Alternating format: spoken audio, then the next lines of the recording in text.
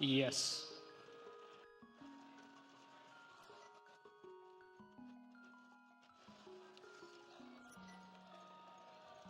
Yeah, we're good.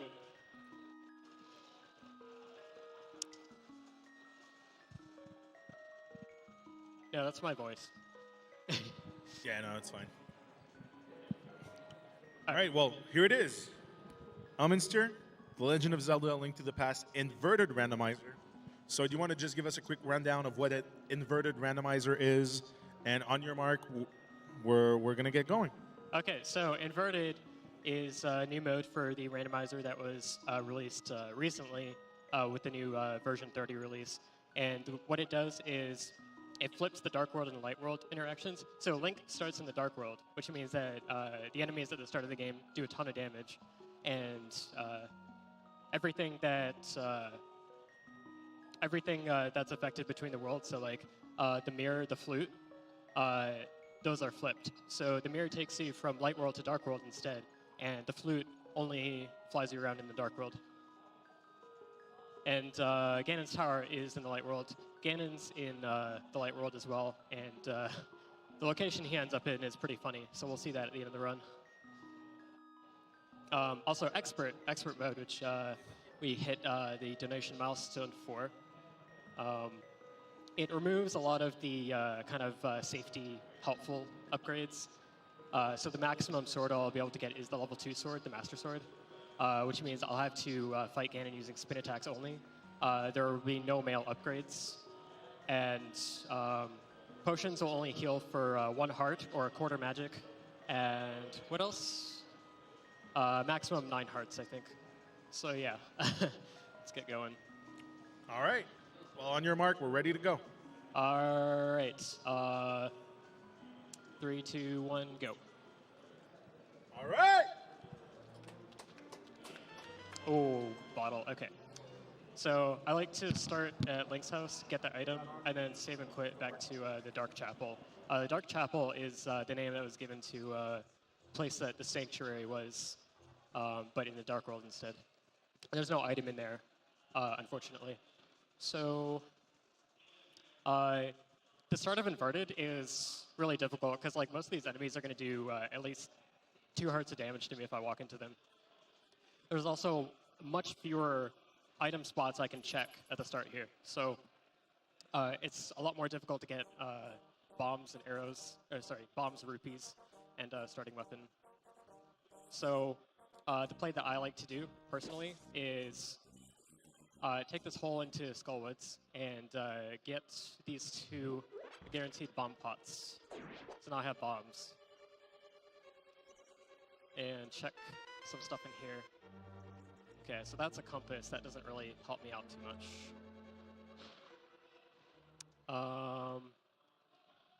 Yeah, so I'm just going to fall in here. There is another item I can check in the back where the vanilla big key location is, but it's kind of tough to navigate that room with no weapon. I may go for it. But I don't always go for it. Okay, so I got a key here at least. That's gonna let me walk out of here. So if I didn't get a key there, I probably would have just stayed and quit because it would have taken way too long to get out of here otherwise. But since I'm able to walk out, I think I am gonna go and brave that big key location.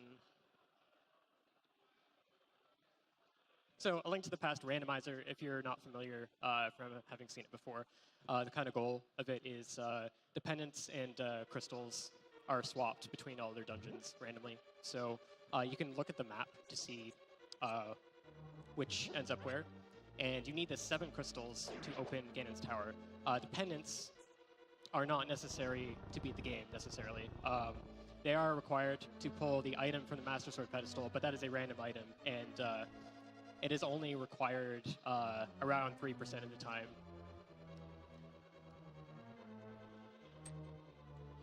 Okay, so having to kill those guys with pots. And another key here. So really didn't get anything out of Skullwoods, unfortunately. So another central kind of thing you pay attention to when playing A Link to the Past randomizer is looking at knowing how many non-dungeon items are in each dungeon. So I accidentally opened the map. I actually do want to look at the map, but was caught off guard by that. Anyway, so each dungeon, you want to know how many items are in there. Skulls has 2 items that are not maps, compasses, or keys. Now that I have 2 bombs, I can check this cave. It's called Hype Cave. It's a nice dense location. There are 5 items in it. And wow, all 4 of the back items were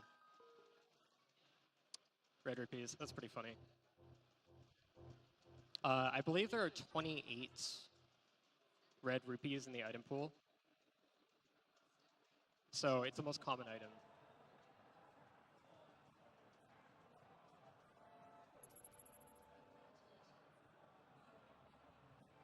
Okay, so now that I have my lamp, the lamp is really the only actual useful item I've gotten so far.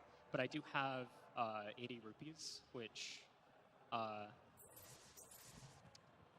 30 will be enough to play the chest game here. So now that I have at least some resources in some form, I'm a bit more comfortable coming here. I don't have any bombs. I used the 2 bombs in Hype Cave, but there are 2 bomb bushes here. But overworlds, bushes and rocks and stuff that has a chance of dropping items, they are 50-50s. So you're not guaranteed to get a bomb from either of these bushes. But I won both coin flips, so I got 2, and I'm going to pull them again on the way out. That's why I don't just come to the village right away and try for the bomb bushes, because they're not guaranteed. And I lost both coin flips that time, so that's pretty fair. Hey, I got a quick announcement to make. Is that a good time? Can you wait like 1 minute? Yep. All right. So now that I've cleared the outside 3 checks of Village of Outcasts, I'm going to check the map. Okay, so green pendant, red pendant. Green pendant's at Turtle Rock, red pendant is at Palace of Darkness, and Crystal 6 is at Thieves Town. Crystal 5 and 6 are relevant because those 2 open up the big bomb to access the 2 items in the Pyramid Ferry. I'm probably not going to be able to beat Thieves Town right now since I don't actually have a weapon to kill the boss with, but getting at least the first 4 items in here is decent. And I may go further into the dungeon if it really does not yield anything. But yeah, so you can go ahead with that announcement now.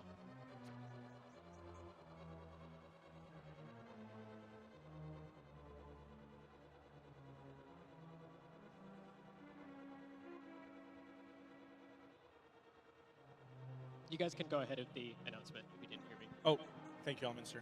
All right, so courtesy of our runner, Liam Jeeve, I'm not sure how to read, I'm sorry, but anyway, courtesy of Liam, basically, anyone who donates $10 or more is going to get a Steam key of his game. It's called It's You, a Breakup Story. It's basically a breakup sim instead of a dating sim. So since we're having such a heartwarming and fun time, we thought we'd, let you despair a little bit. And but yeah, you basically get a free game for any $10 donation or more. So donate generously. Keep them coming. We're pretty far from our $1,000 goal, but we have other bid wars going on for tomorrow. So donate towards those. And thanks to everyone who's donated and will donate. Thank you.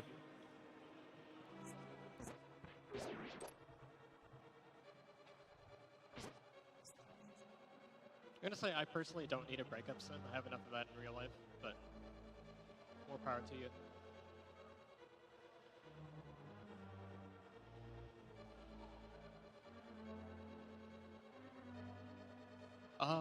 Okay, so I got a sword in one of the first 4 chests, which means that I will be able to kill blind. So I am progressing further into the dungeon. I'm also progressing further because although the sword is very nice to have, it does not actually really open up anything for me by itself right now. The other risk factor to venturing further in Thieves Town for me right now is that there is one chest, the big chest, that is locked by the hammer. I need to knock down hammer pegs to be able to access it. So I am hoping for myself here that it contains either the map or the compass.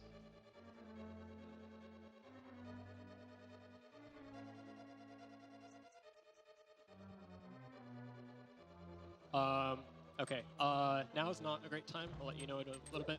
But I'm going to bomb this crystal switch here to flip the blocks. I'm going to go back upstairs and read this tile. So new to version 30 of the randomizer are hint tiles. Piece of heart in the map is firelocked in Misery Mire, I believe that's said. So there are I think there are 15 hint tiles in the game, and there's like, I guess, an average of one in each dungeon, but they sometimes contain joke hints as well that aren't actually hints, just like random lines from Zelda 1. But that was an actual hint. So now I know that the two western chests in Misery Mire, which are among the most time-consuming to check, I know what's in them. So that stuff like that can be really helpful. All right, so you're good to read that donation.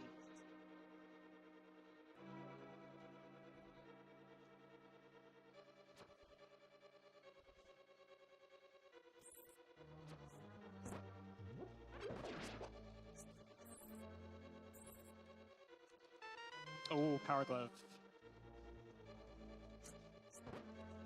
Oh, that's not good. Okay, so I did get the Power Glove, which is good because that is progression. I'm going to be able to lift the rock that goes up to Death Mountain.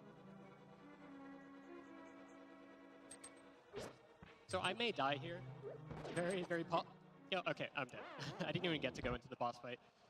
Actually, that really sucks because I did not even manage to get the maiden into the boss room, which means I'll have to go fetch her from the basement when I choose to return here. But I'm going to leave Thieves Town for the moment and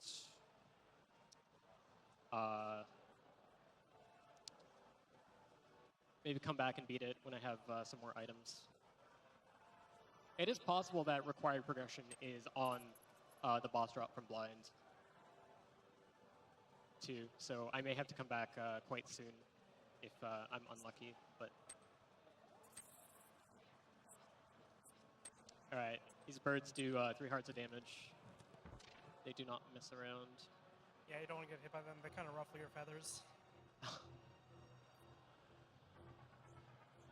All right, so this this old man cave. This is actually normally in the light world, not the dark world, but it has been moved to the dark world. It's switched places with the bumper cave. So dark world, you can access Death Mountain on foot. It's not isolated. That was kind of a design change that was made to this to kind of make it more, make it flow properly, make it more playable. So I am going to have to take the old man back through the portal to the light world to save him. And once I do that, that's going to open the third save and quit spot for me. Will take me to the Dark Mountain instead.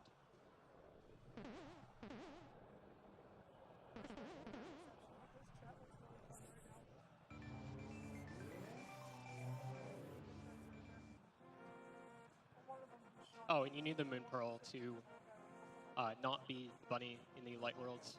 Actually, let me see what was on there. Blue Ruby. Okay.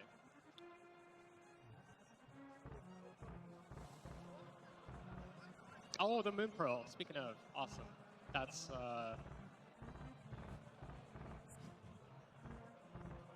I think if I interact with anything, I'll turn into Link. Hopefully. Maybe if I get hit. Well, anyways. Look, I fell asleep during one of Elden's runs. The game acts kind of weird if you get the Moon Pearl while you're a bunny. Does not usually expect you to do that. Okay, what do I want to do now? It's actually a very good question. Oh, you know what this means. Okay, I have lamp, I have glove. I most likely have to do Aghanim's Tower to access the light world.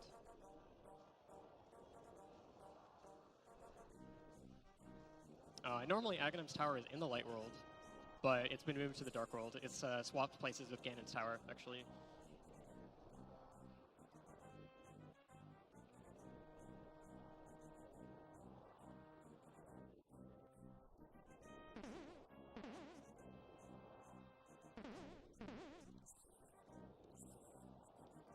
Um,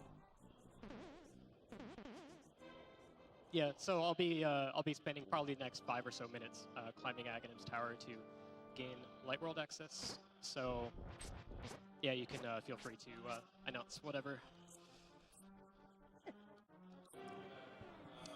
All right, everyone, we have 2 announcements to make. Well, first off, we have a new donation incentive that we put in as per Pidge's request for her Super Mario RPG randomizer run. For a total of $200 of donations, if we reach it before the end of the run, she's going to attempt to beat Culex, the extra boss in Super Mario RPG that's based off Final Fantasy. So donate generously and get Culex into the game. And we also have a $40 donation by HackTech86, who says, pitching in as usual for the cause and the amazing games. Thanks for everything. Well, thank you, HackTech.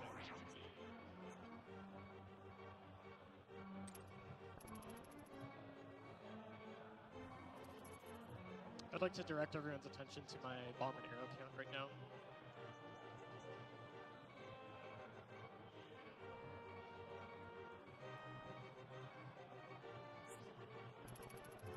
I know there's a heart pod in here, but I don't remember where it is. Okay, this is bad. It's fine. Yep, okay.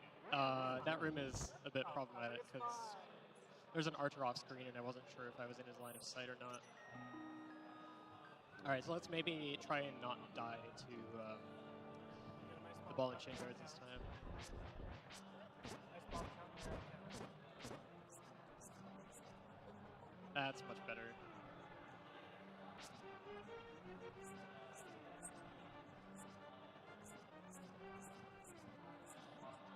There we go. You know, good thing you didn't die on this room. If you did, you'd be a failure. Failure? There we go. The other mic is a lot louder. Oh, don't worry, I heard that. Oh, this is bad.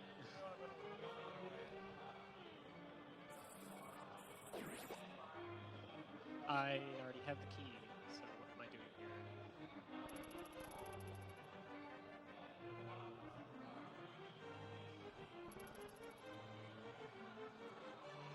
I'm a big fan of the bomb and arrow count right now. It's pretty nice. Oh, that's work. I want to. Okay, so the heart pot's at the bottom of the room. So that guard is kind of in the way of me getting it. Please don't shoot. Please don't shoot. Okay. I was a bit smarter about that room this time.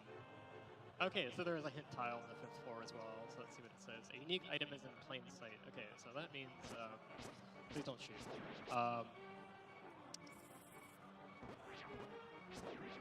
That was scary.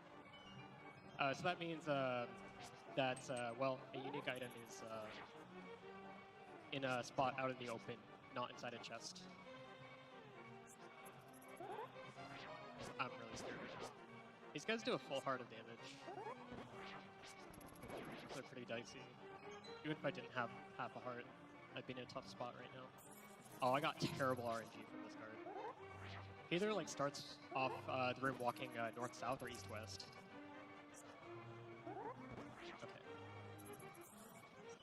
It's easy after. It's easy if you don't have to deal with him because the guard in the center can be killed easily by throwing 2 pots at it, and it's not really much of a threat once you get close to it.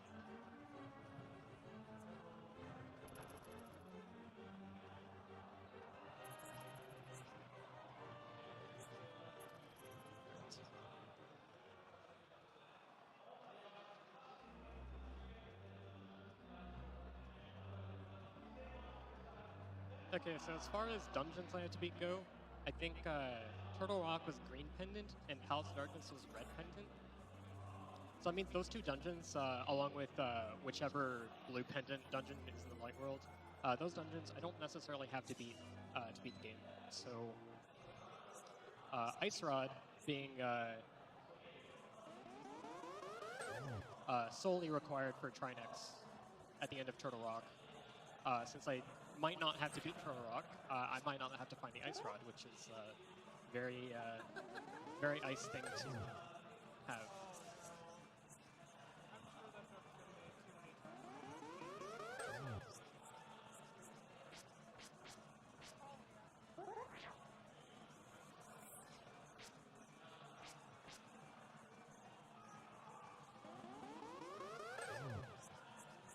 So one annoying thing about inverted mode that I was fortunate enough to avoid here is that if you defeat Aghanim and gain Light World access that way, it opens up quite a few more spots in the Light World that have the potential to have the Moon Pearl. So it's pretty lucky that I already have it. One big issue with the Light World here is the red guards move really fast and they do a full heart of damage.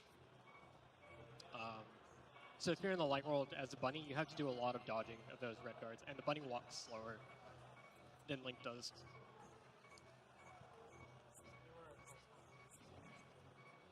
You also cannot pick up bushes to have better pathing through the overworld, or to throw at guards that are in your way. So that gets pretty scary too. Okay, that was a random guard in the bush. So since I'm right here, I'm going to try and check out Hyrule Castle real quick. Not required, but or not necessarily required, but I have like no items. There might be items here. We'll see. Actually, making these heart pots probably a good idea. Get that bomb too. Why not? Probably one of the more standard plays would be to go to Kakariko right now, or South Shore. Those are the most item-dense locations in the Light World. And you were very starved at the start of inverted mode, not having instant access to that amount of items.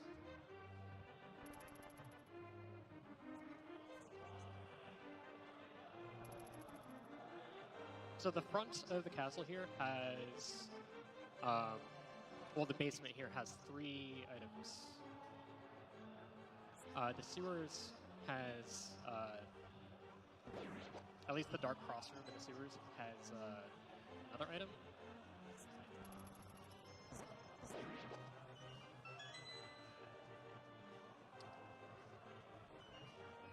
And there are also 3 items in the back of the sewers, behind the bomb wall. And then there's the chest in the sanctuary, which is also technically part of Hyrule Castle. So, between all those 8 locations, the map and the key of Hyrule Castle can be anywhere amongst those. So if I find the key here, the key actually can't be here because you can get key locked if you waste your key elsewhere if it's down here. So I know the key's not going to be here. And I also just, let me see, no, I can see the code out of here. All right, so, I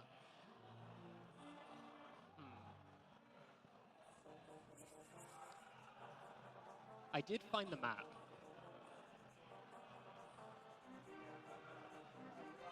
The fact that I found the map in Hyrule Castle means that if I venture into the Dark Cross from here, I will either be guaranteed to get an actual item or the key to progress to the back. And if I get the key to progress to the back, then I can get the 3 items there by going through here. And because I don't have a save and quit spot that goes directly to the sanctuary and inverted like you would normally, this can actually be a decent way to travel to that section of the Light World. If I did not find the map to start here, then coming here would be a much bigger risk because if the map is here, then coming here is a huge time waste. You want to try and, if the map's here, you want to get rid of that possibility by process of elimination rather than actually checking it. Okay, so did not find the key, so I cannot progress going that direction. So if I want to get the items in the sewers, I'll have to backdoor it by coming to the sanctuary area in the light world and lifting a rock to push a gravestone, which is not going to be a big deal if I happen to be in the area, but... Oh, wait a second. Oh, actually... Okay, I forgot an important detail, which is that I do not have the hammer to access any of the other portals that will take me to the light world right now. This portal up here, by the way, it spawns only once you've defeated Aghanim. It's sort of supposed to be the equivalent to walking under the castle bridge, taking you to the light world. Okay, yeah, so since this is actually my only form of light world access right now, blue pennant at Eastern, okay, interesting. Since that portal is my only light world access right now, I'm actually fairly limited in not where I can go, and not super limited in where I can go physically, but I am limited in how I can get to places efficiently. So getting to Kakariko is going to be a fairly long walk. So I'm going to start off checking this area first. I'm in desperate need of items because I have basically nothing.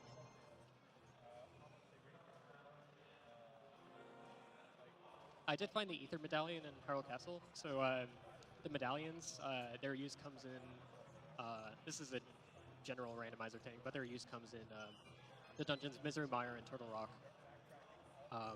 Both require a medallion to open up the front entrance. In Vanilla, Misery Mire requires Ether. In Turtle Rock requires Quake.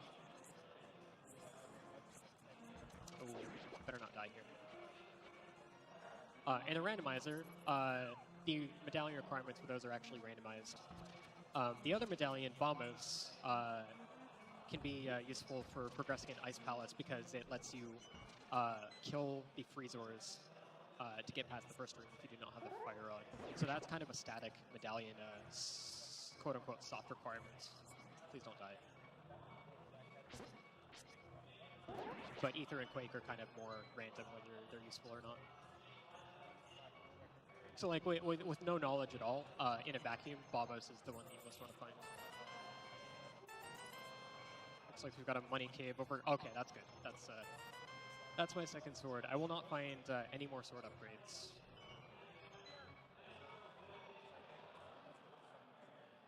This is as good as it's going to get. And I'm really glad that the bird hit me, because the Octoroks do a full heart, and they would have killed me. I've got half a heart. Half a heart's all I need. Alright. It's fine. Everything's fine. Don't worry.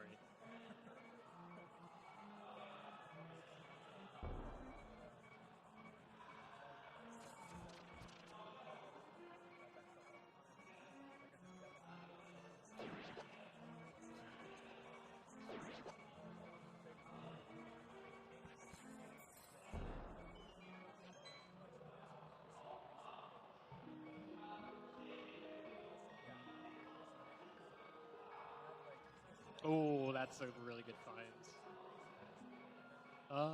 You know, I was gonna do a fake flipper setup to check the water areas kind of out of sequence, but with that hook shot actually opens up the rest of the mountain. So I'm gonna go check that out. So if you do happen to be familiar with the other states of the randomizer, one of the big differences in Inverted as far as Death Mountain goes, or as far as a lot of areas go, actually, is requirements to reach certain areas can be very different. So normally, to access East Death Mountain, you would need either the hookshot to get across here, or you could use the mirror and the hammer to go up the top route across the bridge there. In inverted mode, you can go to Light World and use the hookshot, but if I were to have the mirror, it would not help me, because the mirror takes you from light to dark instead. So I would need to be in the light world already for it to be of use, and it's not going to take me to. It's not going to take me anywhere in the dark world I can't already go. So, instead of Mirror and Hammer being the other way to open up East Death Mountain, the way to do an inverted is having Titans Bit.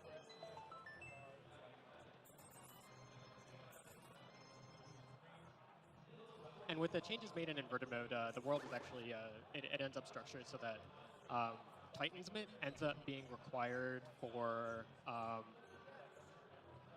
there's only one location in inverted mode that 100% requires a Titan's Mitt every time. Everything else is negotiable depending on what other items you have. That one location is the King's Tube, because you cannot mirror to it anymore. And I found the Ice Rod, which, Turtle Rock being a pendant, I don't know if I need that or not. And this is a bit dicey. I don't have the hammer, so I can't go to Tower of Hera. Tower of Hera now 100% requires a hammer to reach an inverted, because the mirror does not get you there. Similarly, the Book of Medora is also 100% required to enter Desert Palace. Oh, also, I guess one thing I never talked about is that there was a bridge to the floating island there where I picked up the Ice Rod, and that bridge, ooh, okay, that's good. Okay, Cane of Samaria, that's a good item. I will need that for Misery Mire.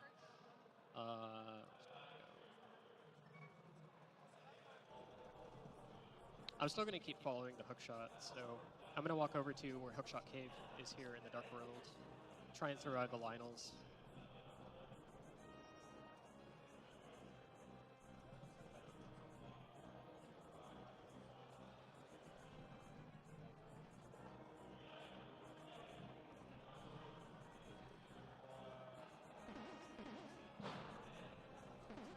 I really should get around to checking out Kakariko sometime soonish, though.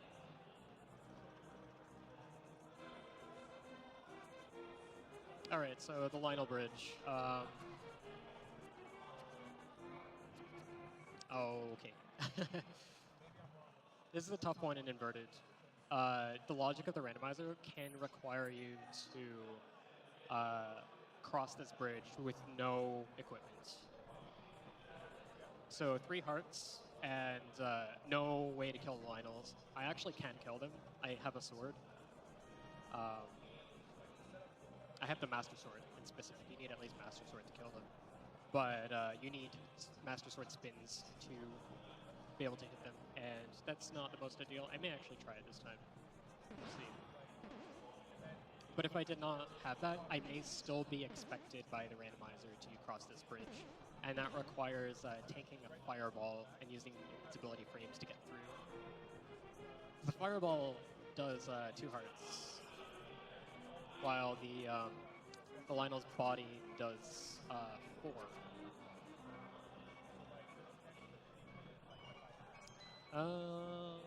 I'm gonna go and check this cave first. This is called Super Bunny Cave because in the normal states of the randomizer, where you're in you're a bunny in the Dark World, there's a glitch called Super Bunny that can be used here. Oh, nice bow. Oh, there's my hammer. Wow, okay, if only I'd come here first. So I'm going to have to take an extra trip if I want to go to Hera right now. Now, do I want to do that? I'm not sure. Mine's kind of all over the place here, but playing randomizer requires a lot of thinking on your feet. Okay, all the good items are here. I'm glad that I followed the hookshot.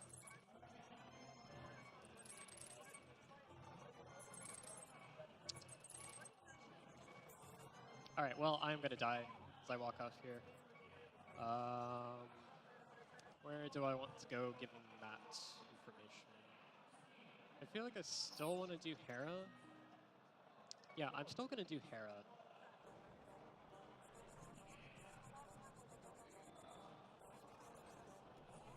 I do have to walk all the way there again, but Hera has 2 hit tiles that I can use.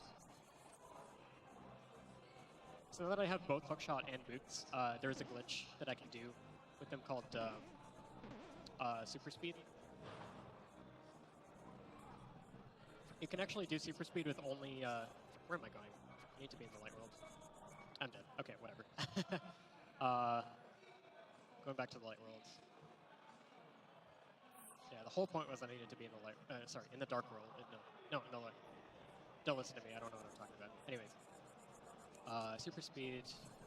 The easiest way to do it is by doing an item dash with a hookshot. An item dash is a Japanese 1.0 exclusive glitch where if you press A and Y on the same frame with an item, you can dash at the same time as using an item, which has different effects depending on the item. And if you do that with a hookshot or a medallion, you can get a glitch state called super speed, where the game thinks that Link is in a dash state. So when you leave a set of stairs, the game actually, when it rechecks what your speed is supposed to be, it just gives you dash speed when you're walking. If you don't have the hookshot, but you do have the boots, you can still activate super speed by doing a spin attack and dashing one frame after releasing the spin attack. That's a fair bit harder, and using the hookshot is nice because you can activate super speed while you're holding your sword out on stairs, which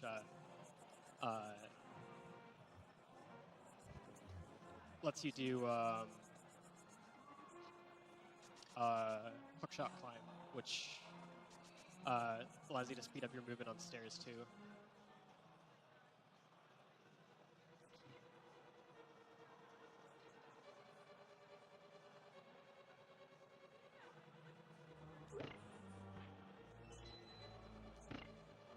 Okay, so small key in Tower of Hera.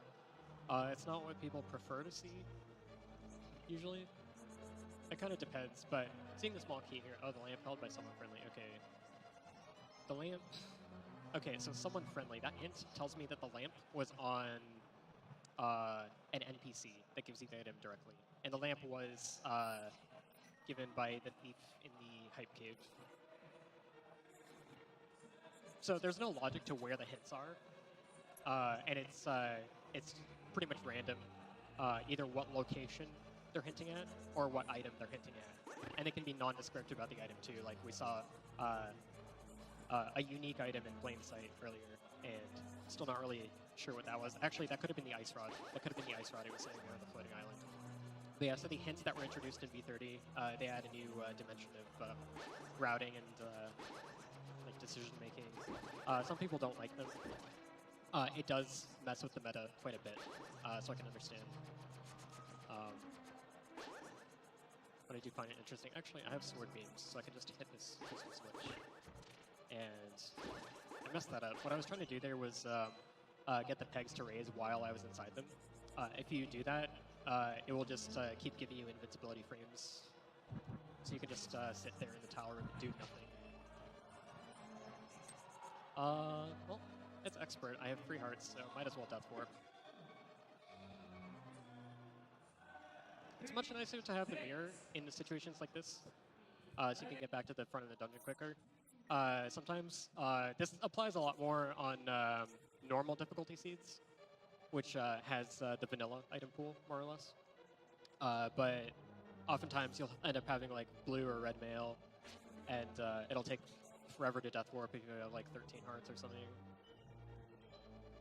In higher difficulties, we tend not to have that problem. Do you have time for some donations? Yeah, sure. Actually, we have 2 from the same guy or girl. It's from Hacktech86. He gave $40, saying pitching in as usual for the cause and for the amazing games. Thanks for everything. And he also donated $20 and says to get you guys started, Coolx or Riot.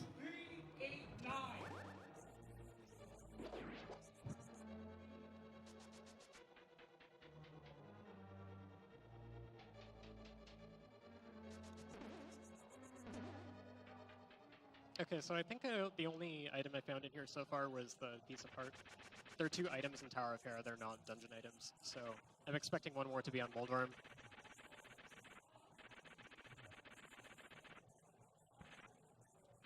If if I make sure that I don't get him to one sword hit remaining, then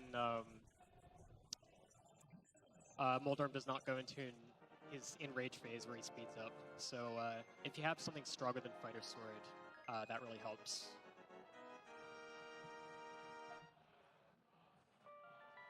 Okay, so I didn't find any progression in here. I found the only shield I'm going to find in the whole game, so that's pretty nice. So the other thing that is nice is that I now have the hammer, and the combination of hammer and glove is going to let me access a few more Dark World portals.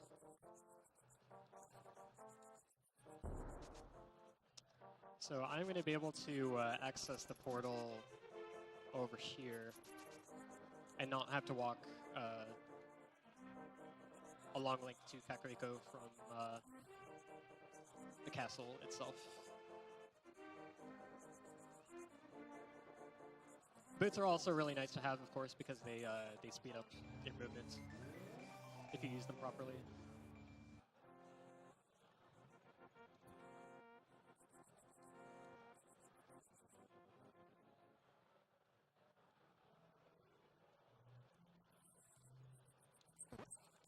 Get out of my way.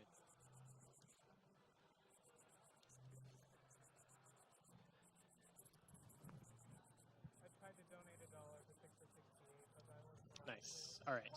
So I have the mirror now, minimum donation was $5. which actually, no, that doesn't do anything for me right in this area. It does open up quite a bit, but my brain is failing me as to what exactly it opens up. If I had the flippers, I could do Swamp Palace now.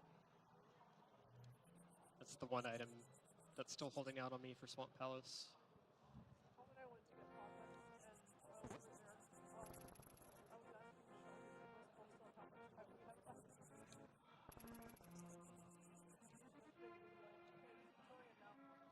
Okay, so now I'm finally, 40 minutes in, I'm getting to the checks that you normally start a randomizer with.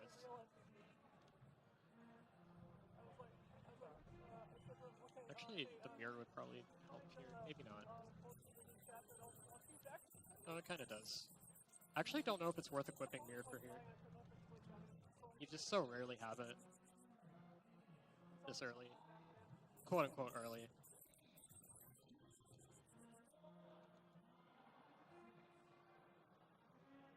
I hope they pick my number.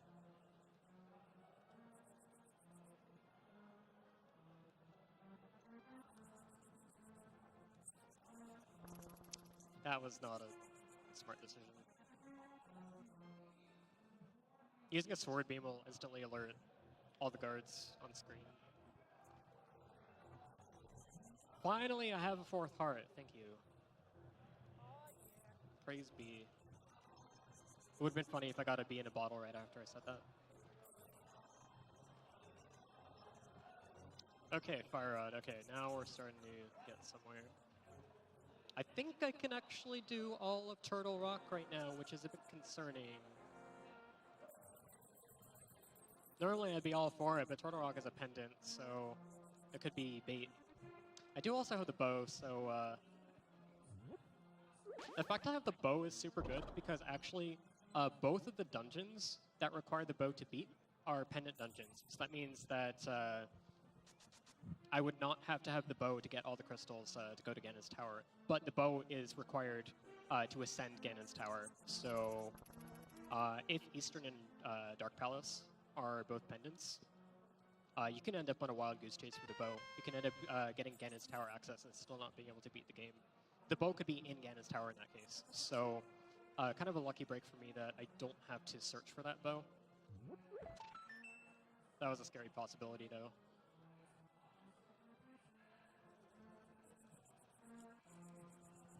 All right, where am I going now?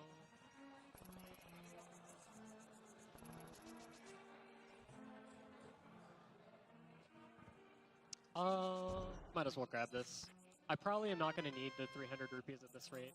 I pretty much have enough rupees to do everything I would ever want to do.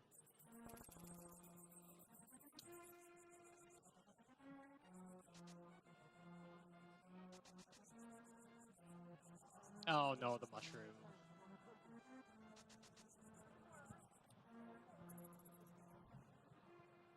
That's another unique item that is in plain sight that the hint I saw earlier could be referring to.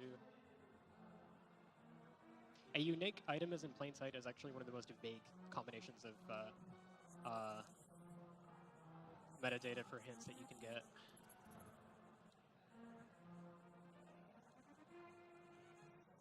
I would have gotten 6 seconds if that guard hadn't hit me.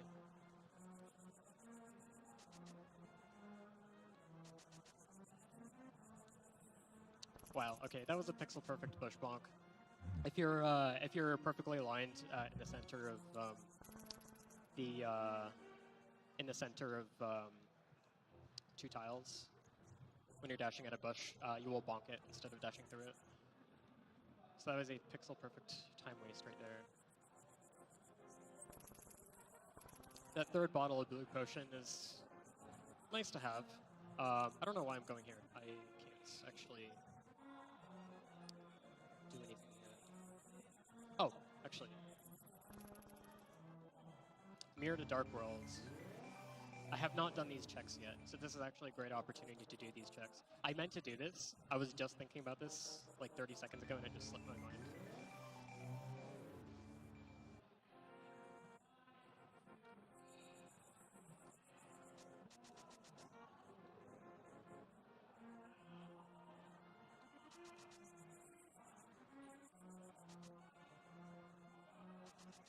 And what I wanted to do here was mirror to check the digging game.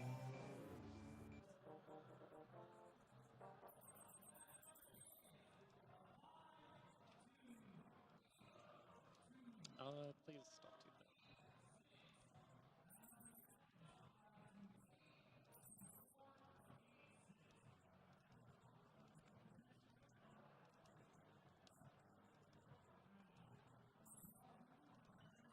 that. And there's the 4th bottle. Wow, okay. I don't even know why I bothered picking it up.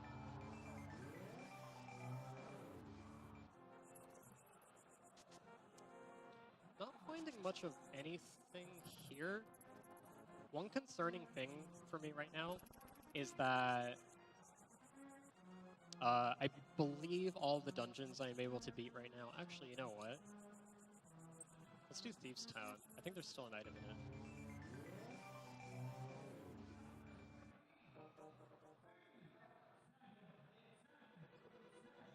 Ooh, there is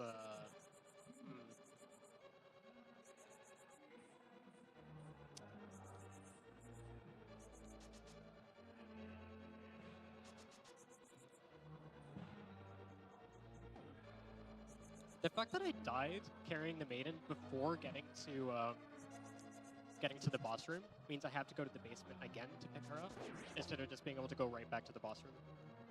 But that is actually a bit fortunate for me right now because now that I have the hammer in my second trip here. Oh, nice. There's a frame perfect stop on that pixel to dash through the whole room.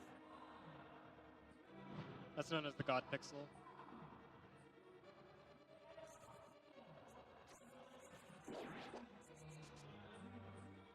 But yeah, so the fortunate thing is that I am now going to be close to the big chest. I'll be able to check it rather easily.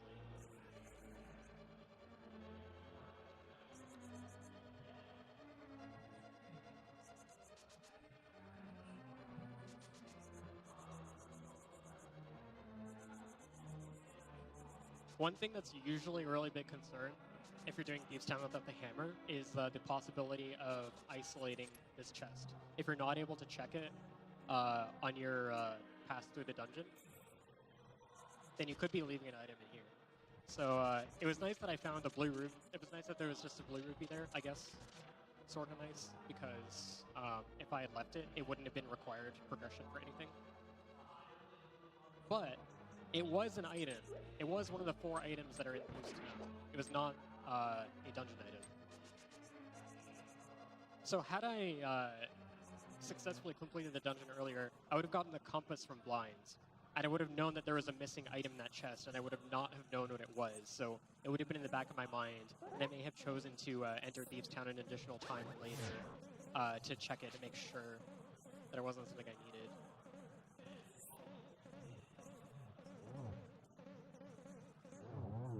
That can be a pretty tough thing in this randomizer in general. When you're routing, one thing like to pay attention to is the danger of isolating locations.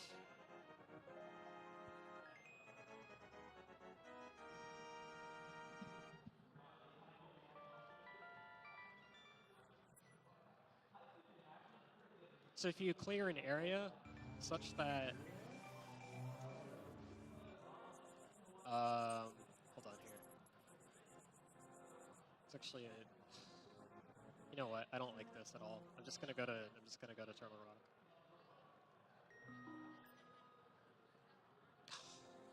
That's annoying.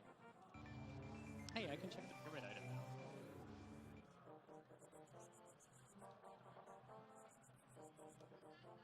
Okay, well, I don't need that.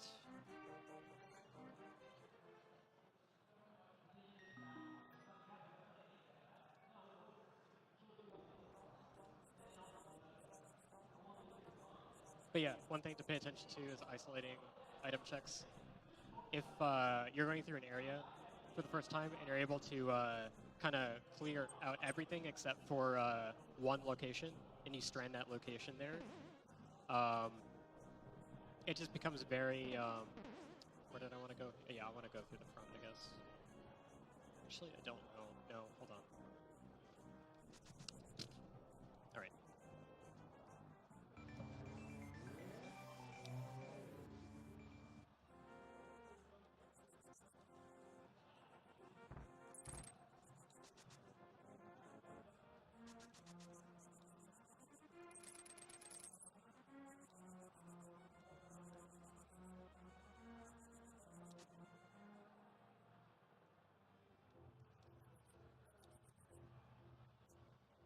So it is a bit suspicious that the game supplied me with all of the items I need for Turtle Rock this early.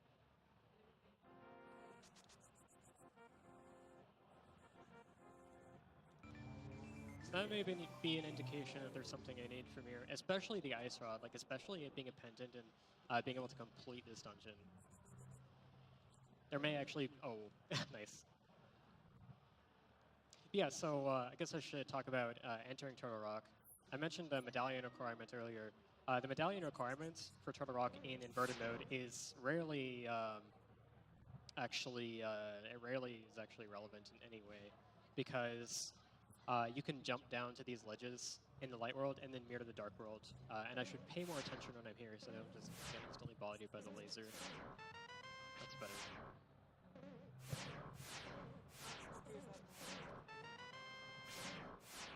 This is called laser skip. The randomizer will never force you to do this. Wow, Laser Bridge has a lot of keys. Oh. That Titan's Mitt is not necessarily required, but...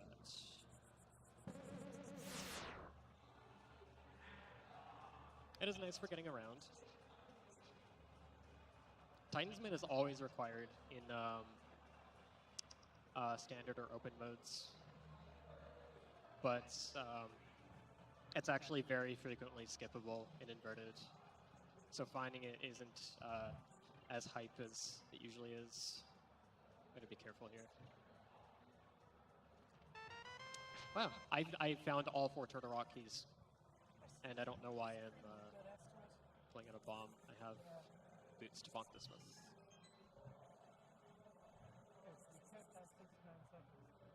Moved out of the way there because if you're coming through that door from the other side, the door zeros, the bugs inside the door, they can just sneak up on you if you're trying to start a dash. That was, okay, that was somewhat unfair.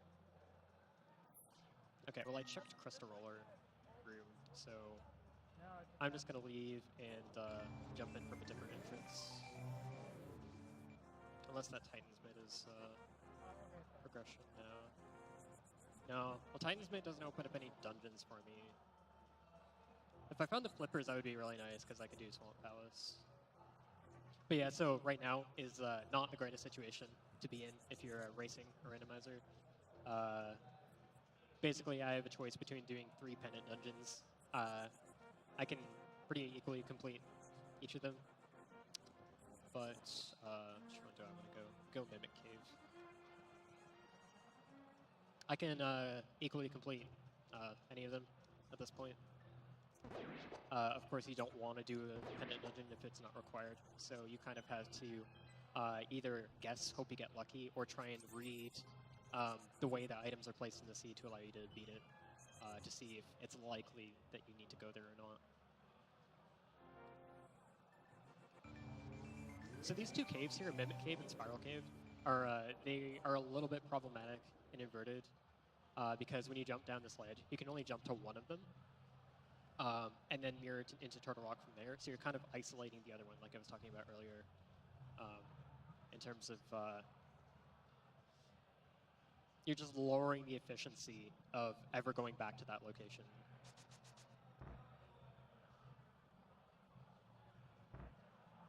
So normally I would try and kill this Hokuboku to get its key, but I'm just going to ignore it because I have 4 keys already, and going through Turtle Rock backwards, you can skip quite a lot of key usage, so I'm just going to not bother with it. There's a single arrow. The single arrow is actually kind of nice to stumble upon in version 30 because it actually, there's only one of it in the item pool.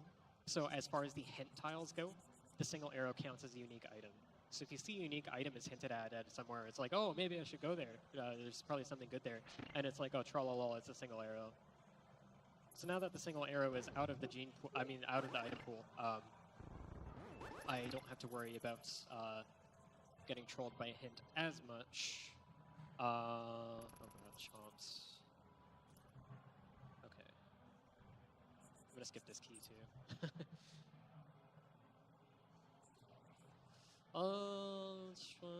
Okay, let's go here first. This room is much less dangerous than the roller room. This is the front of the dungeon. I believe I'm still looking for the big key. I don't think I've found it yet. So I think at this point the big key has to be in the roller room on the right side here. But I'm actually going to walk out the front of the dungeon here. This will do 2 things. One, it lets me read this hint tile, which says, I heard toast on beans is a great meal, which doesn't help me at all. And actually walking out of the dungeon there automatically opens it up for you without having the medallion. So now it's open, and now if I ever feel the need to go back into the front of it, I can. Which now that I think about it, since I'm checking all this stuff, I actually won't ever need to go back in that way again. But oh well, it's open now, for what it's worth. I guess the last thing it does is it resets my spawn point to the front of the dungeon here if I were to die. So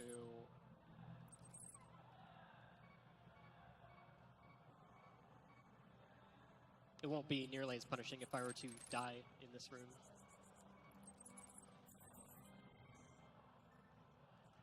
There's my big key, finally. Actually, you know what? I should have killed myself on that roller there to get my hearts back. Because now I'm going to go outside again and jump into the back of the dungeon once again from the light world to go kill Trinex now that I have the big key. Actually, oh man, tough decision here.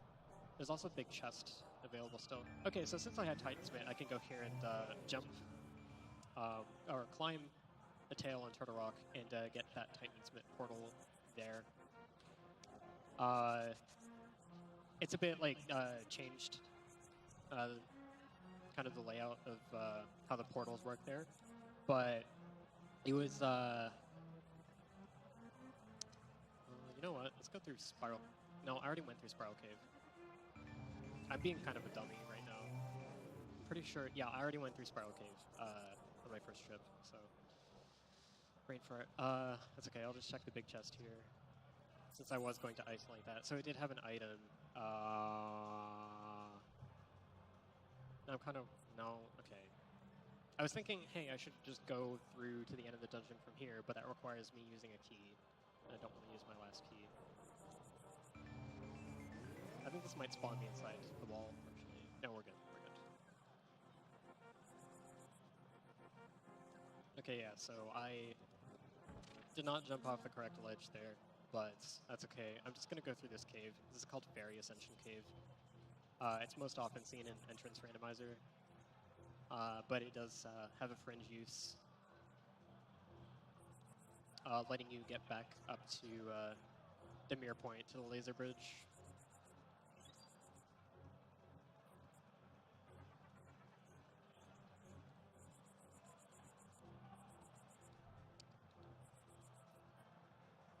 It's not only useful in inverted. It's possible to use this to good effect in standard or open modes as well.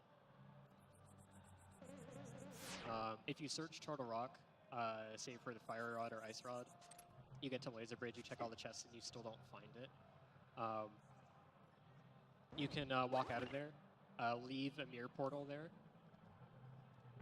and then try and search for your missing rod in locations that will not erase your mirror portal, and then save it so it's still there, and then go through the cave and jump back to it quickly without having to redo the whole dungeon.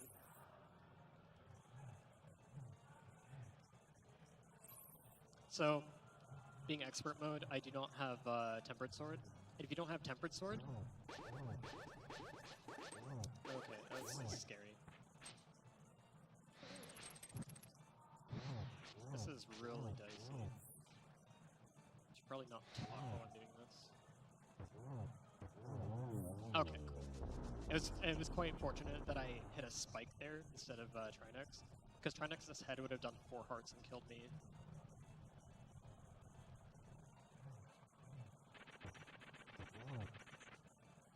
But yeah, so the hammer does the same damage as a Tempered Sword swing. You cannot spin attack with it, so you can't do more damage than that, like you could with the Tempered Sword. But it's going to be the best alternative to the Master Sword for many of the boss fights.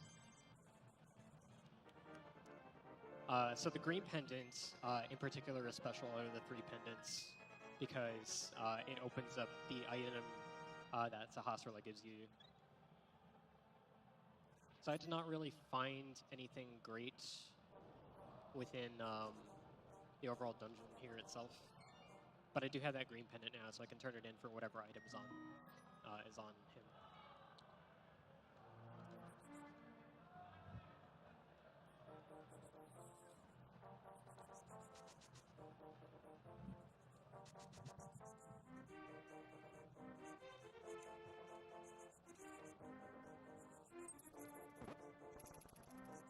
That was a hammer dash. That is probably the most used item dash in the game. It lets you just roll over hammer pegs like they're bushes. Oh, I actually should... I'm forgetting how inverted works again. I want to hop into the Light World portal here, and then move through this area of the Light World.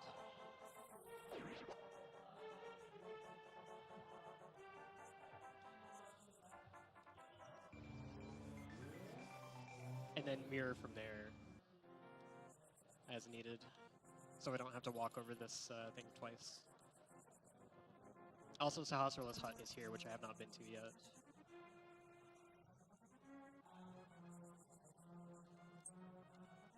Come on. Ouch. Please don't kill me. Alright, what do you got for me? Bombs. Great. Awesome. Wonderful. Okay, so Turtle Rock, not required at all, unless something happens to be on the Master Sword pedestal, which is still a possibility. So if you have the Book of Medora, you can read the text on the front of the pedestal, and it will tell you, it'll give you a hint as to what the item is.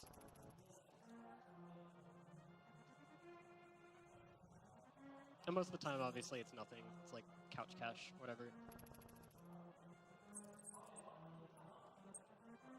But it's a pretty big meme among the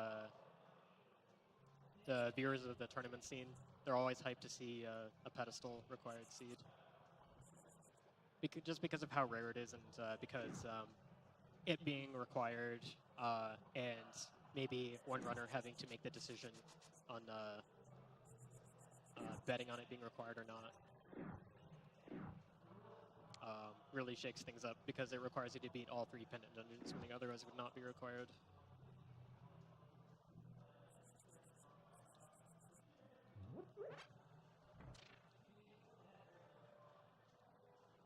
Unless I'm massively brain farting, though, I don't have any... Oh, wait, I have Fire Rod. I can do Skullwoods. Skullwoods still has both items, so I actually should have done that first. Yeah, so I'd say that was a misplay. I should have gone to Skullwoods as soon as I found Fire Rod. I don't even remember where I found Fire Rod. It's kind of important to remember where you find items because that will help you piece together the puzzle of what the game wants you to do.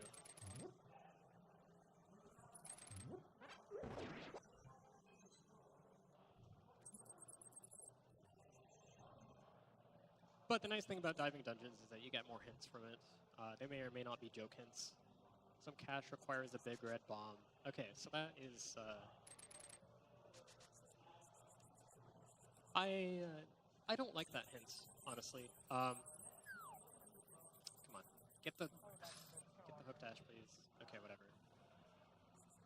Whatever.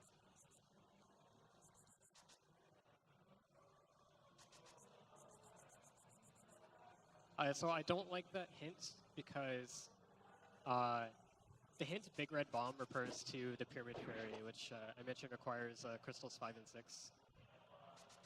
There are 2 items in there. And there is a specific type of hint that will tell you what both of the items are in it. But I only got the hints for one of the individual ones. So I know one of the items in there is just rupees. But now I don't know what the second item is. I have no idea. So it kind of, it's devalued the location for me in a sense, but it still could possibly be something. So if there is actually something good there, then I'm now less incentivized to go there, so that may end up trolling me.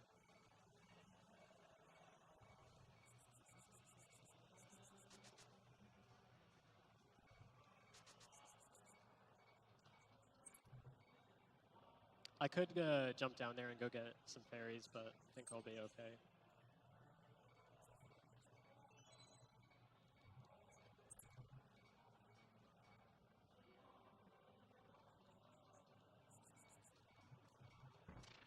Oh.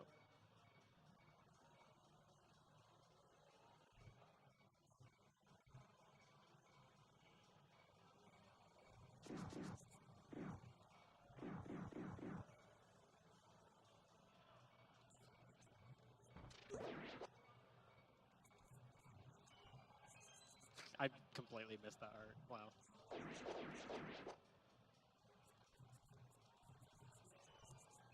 And that one too. Cool. That's fine. It's not like I'm gonna die to Armos Knights. This boss is easy. Okay, I screwed up like instantly. Wow. Okay.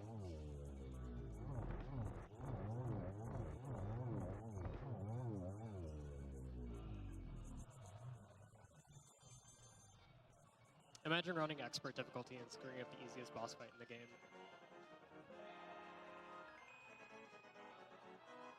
Okay, so I was talking about the Book of Medora being able to read the hints for what item is on the pedestal. I do not have the book, so I cannot read the hints. And in such a situation, you can totally be required to pull the pedestal blind, which if someone completely loses track of the required item chain in a seed, they can get baited into doing that. What did I come here to do? Oh. Yeah, whoops. I came here to go get Kiki the Monkey. I needed to open Palace of Darkness for me. But yeah, so you can get baited into blind pulling the pedestal. And this, you know, generally causes people to lose races when they do this, and it has nothing. But let's see, I have no book. I very conspicuously have all the items I need for independent dungeons. It's actually quite a bit more likely that the item I'm looking for isn't just one of them. I've cleared 2 pendant dungeons now, yielding nothing. It's also possible that none of them could have what I need, and I'm just getting completely trolled here. But The other thing is me not having the flute right now is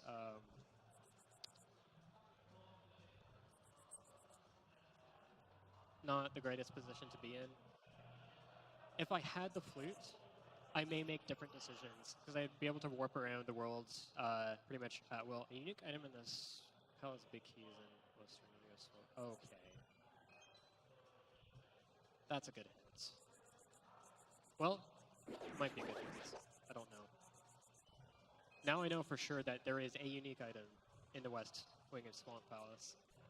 The west wing of Swamp Palace is a 3-minute time sink for 2 item checks. So it's something that people often try to skip. They want to save time over other people that they're racing. So now I have a hint that tells me that there is a unique item there. I don't know if that item is useful or required at all. No idea. But I know there's something there. Problem is, I still don't have flippers. Bombs, okay. Alright, so, Palace of Darkness, routing, key logic. It's kind of interesting. I just found bombs on that bridge and a big key in the chest in the Stalfos pit. This whole area counts as like the front of the dungeon. That's behind, it's well, in front of the locked door leading to the back where the crumbling bridge is. So everything before that door is considered the front. There must be at least 4 keys in the front, logically, for you to be able to complete the dungeon without being able to screw yourself by opening doors.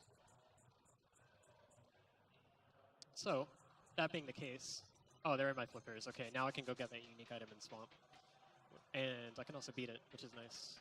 So that may have been what I needed all along, is those flippers and doing the other 2 pendant dungeons may have been just worthless. I guess we'll have to see. Kind of exhibiting a bit of sunk cost fallacy. I am probably going to beat the dungeon and go pull the pedestal.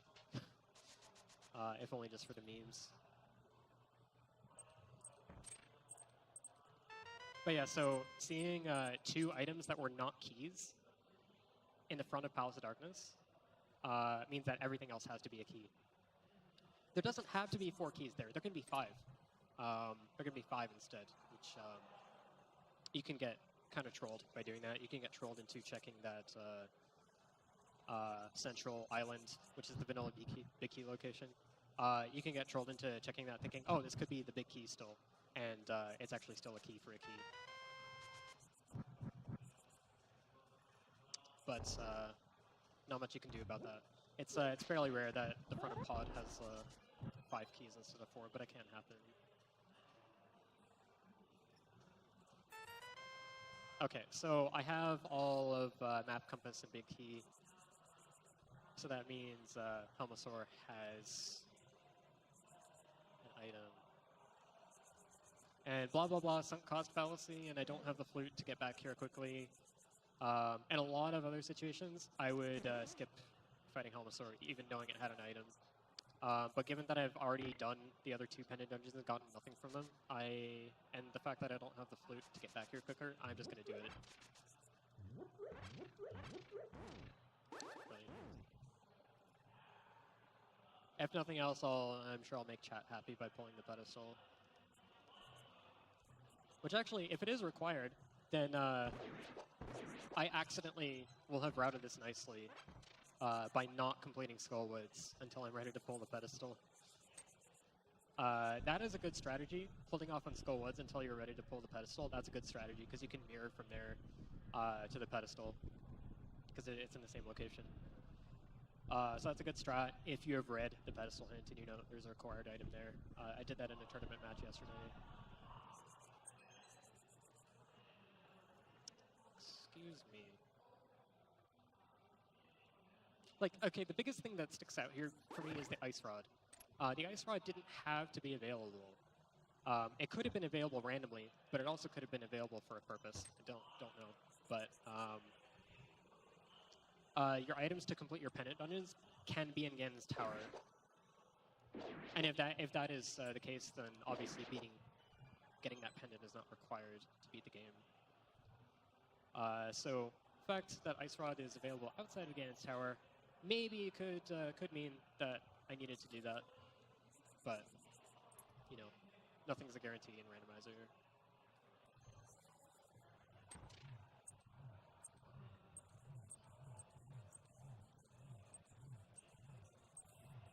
I'm being probably a bit more reckless than I should be with 4 hearts, but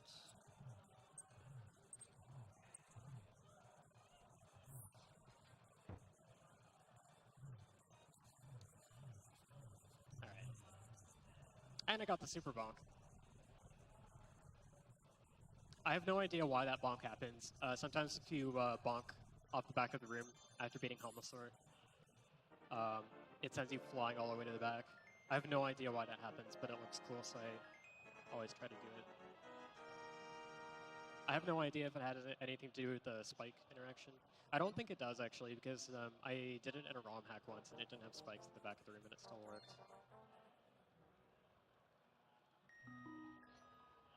So now I have, let's see, I have Skullwoods available. I've had it available for a while, and I didn't go there, which was a misplay, I will admit.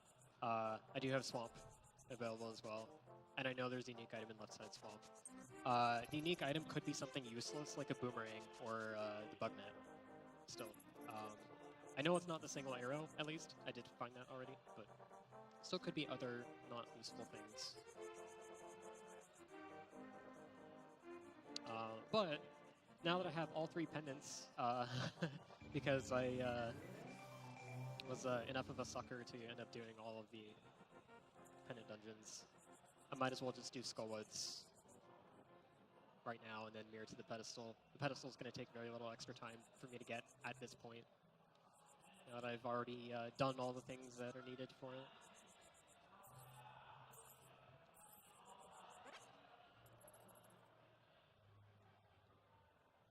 Alright, let's get hyped for what this is. How many rupees do you think this is?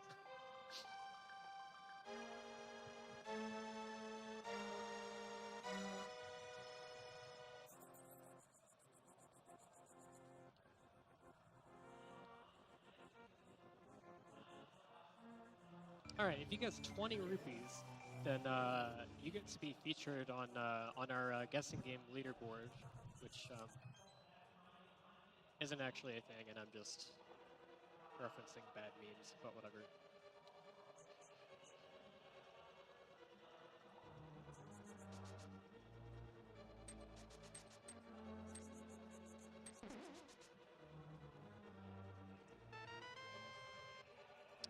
Really?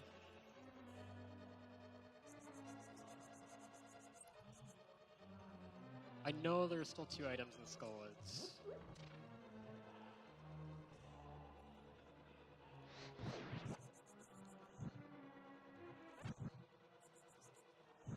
Actually, Skullwoods and Swamp Palace are, those 2 dungeons are unique in the sense that you don't need the big key to open a door that leads to the boss. So you do not need it to beat the dungeon. So actually, the big key can end up locking itself inside its own chest. Probably should have picked up the magic there. It's going to be a rough off fight. Actually, just remember to have a blue potion. In expert mode, it's only going to heal me 1 heart, but it's still like good in a pinch, and it will restore some of my magic too. I need to be careful because maybe I should use it. I probably should use it. I'm probably not going to use it because I'm really greedy. Yeah, okay, we're fine. Okay, powder. Alright, magic powder. So that opens up 1 item check, which is the magic bat near the blacksmith in Kakariko. Powder is also really nice to have because it lets you you can use it on anti-fairies. 1, to get rid of them, and 2, normally what it would do is it would turn it into a fairy. You could pick it up, heal 7 hearts from it, or you could catch it or whatever. But in hard and expert difficulty, if you powder an anti-fairy, it turns into a single heart instead, which makes things a fair bit harder, of course. I'm just gonna go swamp now and see what that unique item is. I'm kind of annoyed that I got baited into pedestal like that, but like the seed laid the trap for it really well. I can't really blame myself too much for it.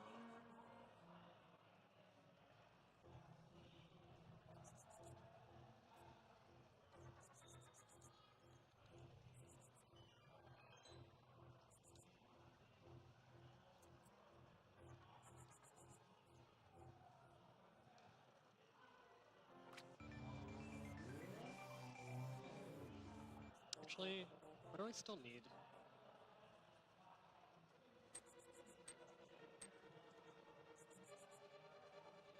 Race ROMs don't have spoiler logs. Yeah, yeah. Wait, hold on.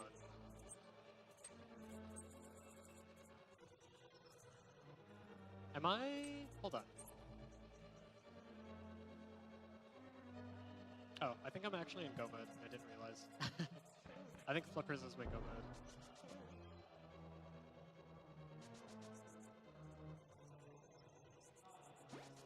That's fine. Really, the only extra thing I did was the pedestal pull. That chest was the net gain. We're just gonna say that I did that on purpose to make chat happy to pull the pedestal. Actually, okay, so I don't know for sure that I'm in go mode. I don't know what the Meyer medallion is. That's probably a good piece of info to... Okay, never mind. Ignore me. I'm having a moment here. I still need the Book of Medora for Desert Palace. Okay, so yeah, we're not in go mode.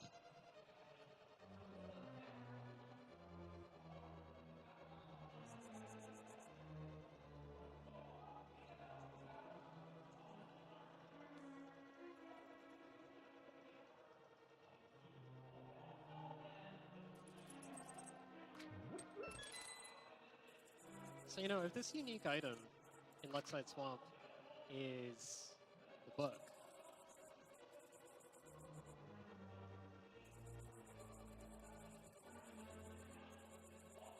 then I'm all set.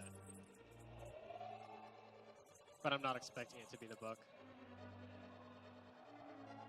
I believe the hint also told me that the big key was here, though. So, that being the case... Big key leads to whatever's in the big chest, so actually as far as the hint goes, having the big key be there is a wild card. It's like how you thought you were getting information, but you're actually not. There's also still the mushroom that I haven't turned in, which in inverted mode, running or routing in the mushroom turn in is kind of annoying. There's often no really good time to do it. Crap.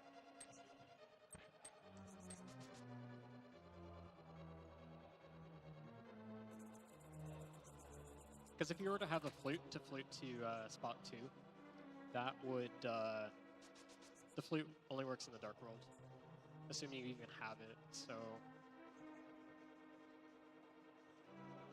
That's not super helpful. Probably the fastest way to get to the Witch's Hut to turn in the mushroom in inverted mode is to take the portal outside of Link's house and then go through the whirlpool there.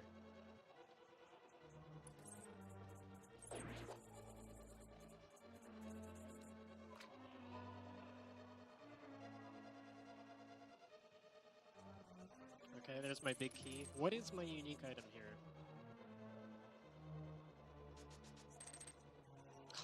Wow, okay, shovel. That's a great troll. Thanks a lot. Alright, so I was just talking about the mushroom, right? Mushroom, powder, and the shovel that I just got. Those 3 are fetch quest items. Fetch quests are kind of a meme in the community. Basically it means that the item opens up one single location, and that's it. So again, it's kind of a, thanks, I got the compass with the big chest, that's cool. It's also pretty much a wild card if you're to know of the item. So if you get a hint telling you that the shovel is somewhere, that basically tells you nothing.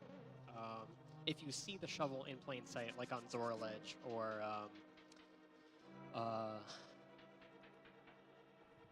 Desert Ledge or whatever spot you can't access right away, that also tells you nothing.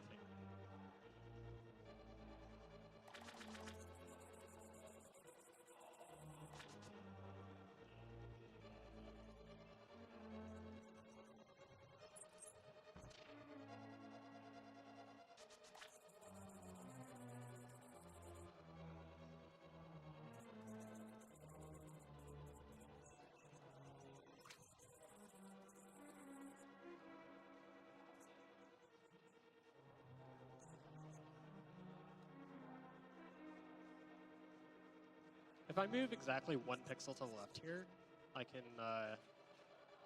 dash through that south door without stopping. I think I moved 2 or 3 pixels, so I didn't go for it.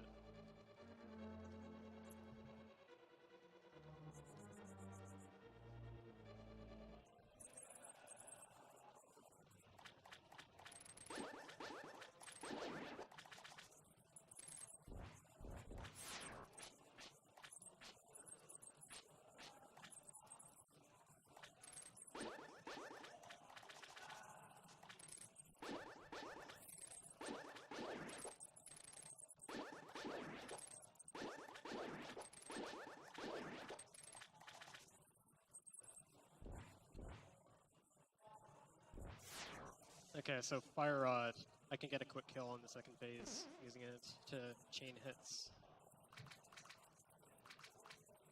I didn't say I was good at it.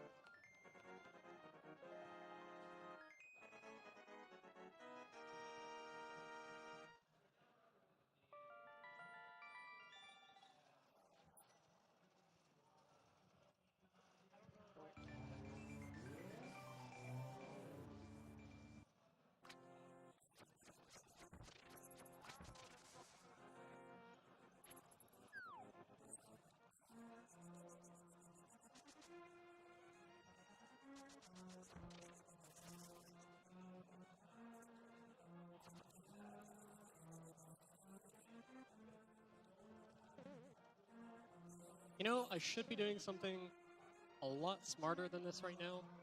Oh wow, that is a big jump off that island. I didn't know you could do that. So I was thinking like, okay, I should just go to Ice Palace. But really, I should be going to Meyer to check what the medallion is, so I have better intel on when I can stop checking items.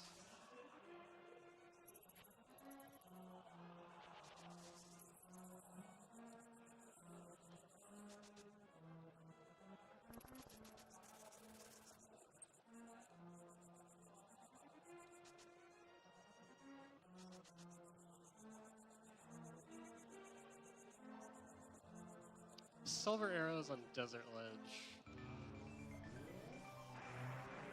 I do want those. Alright, what's the Meyer medallion? It's Ether. Okay, so I can do Meyer. I don't have to worry about that at least. So all I need is the book. That's all I need.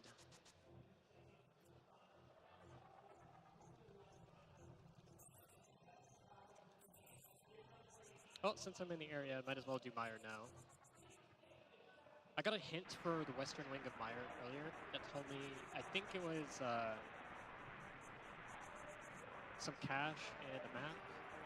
Or no, piece of art in a map, something like that. It was one item in the map or something. There are only 2 items in Meyer that aren't dungeon items, so now I know that's one item taken out of the pool. I can skip West Wing entirely because I don't need anything in it. So, yeah, we're just gonna do this now.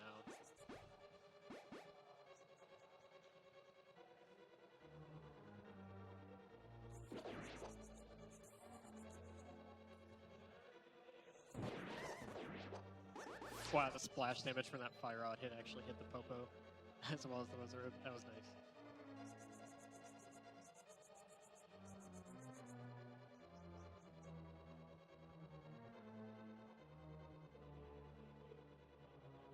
The thing that kind of sucks about my situation. Oh, I don't have an invincibility item. This is gonna suck. I really only want to take 3 hearts of damage total from this. Okay, we're good.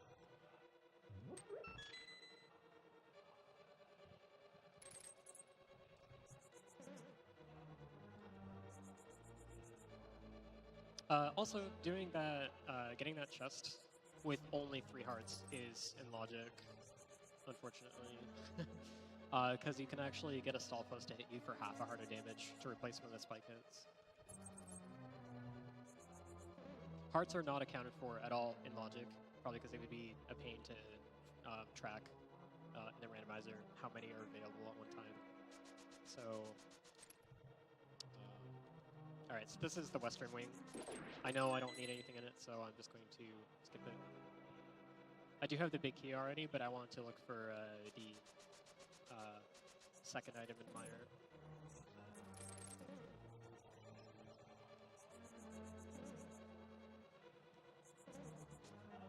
The unfortunate thing about having a hint that tells me the western wing is useless is that's where the hint tile is, so I'm not going to be getting that hint tile. It's possible that a hint tile somewhere can reveal the location of the Book of Medora for me.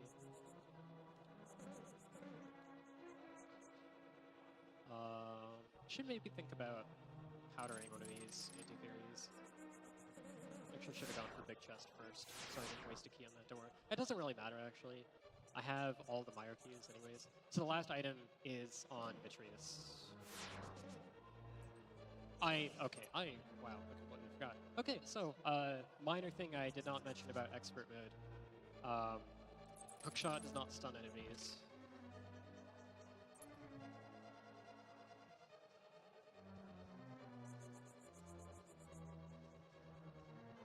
Boomerang does not stun enemies in hard mode, but in expert mode that's actually expanded to the hookshot as well, so really got to be careful.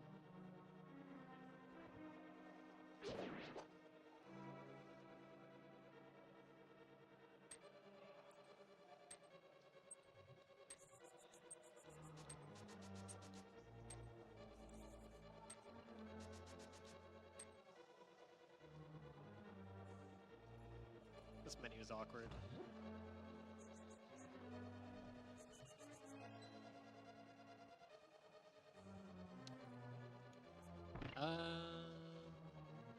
Don't know if I wanted to waste that arrow.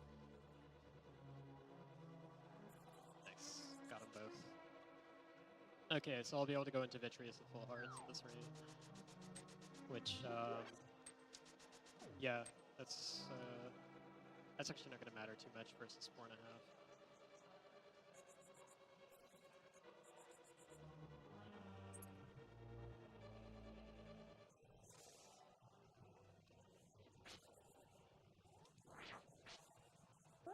Normally you would tank the damage from... Ooh, that was unlucky. Normally you tank the damage from the goo here. Which does 1 heart of damage instead of the 4 that eyeball contact would do. But I want to be safe here, having only 5 hearts total. Unfortunately, I got hit by a lightning, so if an eyeball does touch me, I will die.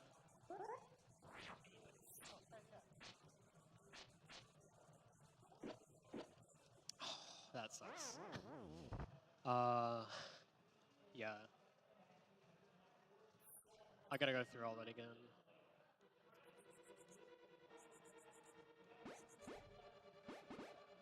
That's fine.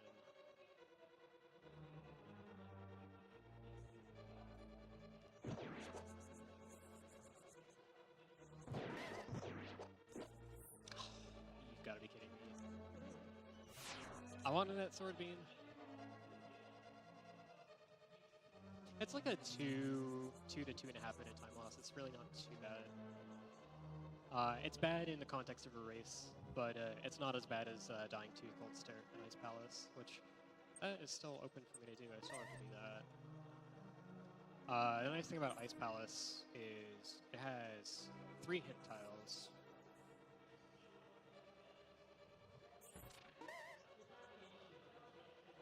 So it can be fairly attractive to go to.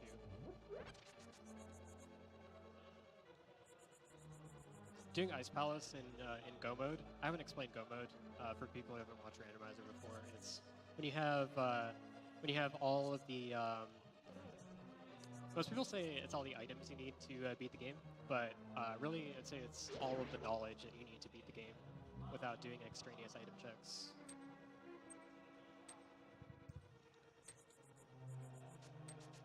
So I mean, you can obtain Go mode from reading a hint. Hence the specification. But yeah, so Ice Palace.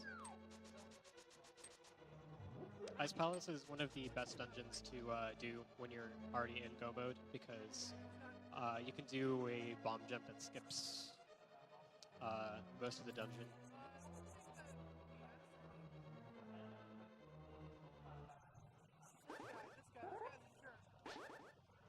Alright, so let's try not to get hit by a lightning strike again so I can at least afford a mistake.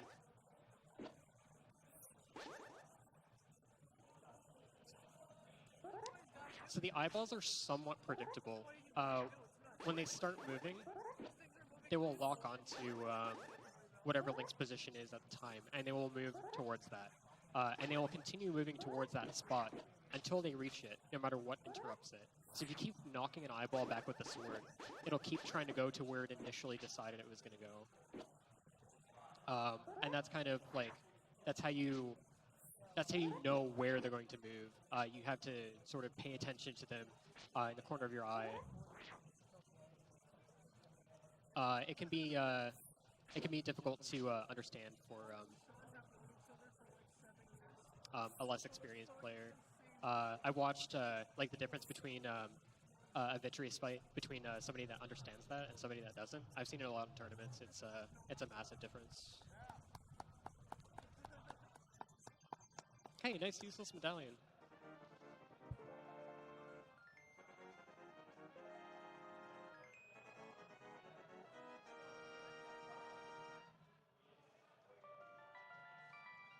Okay, so I am still not in Go mode.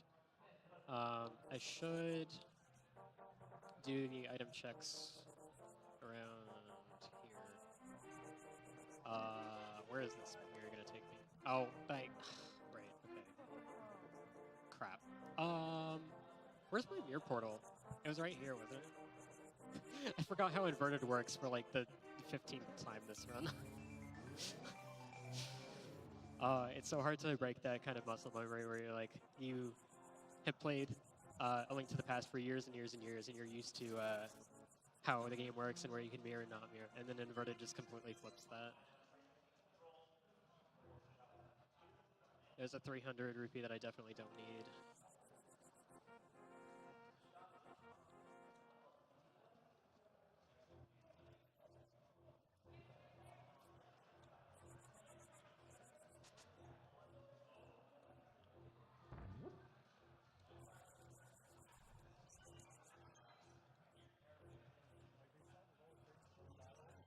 Where is the book?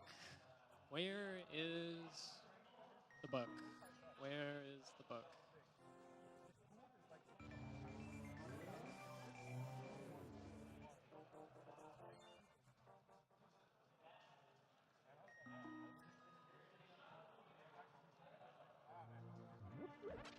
Okay, so I'm going to do Ice Palace next.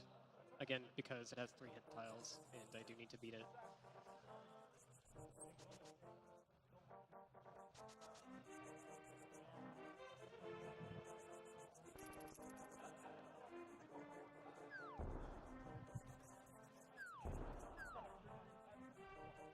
Another change that was made to the, I guess, landscape is the front of Ice Palace is opened in the Dark World. Some cash is held. Okay, so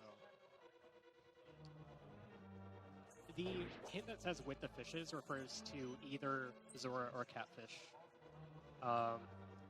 So if you got one of their items and it wasn't what the hint said, then you know the hint refers to the other one. I haven't gotten either of them, so I have no idea.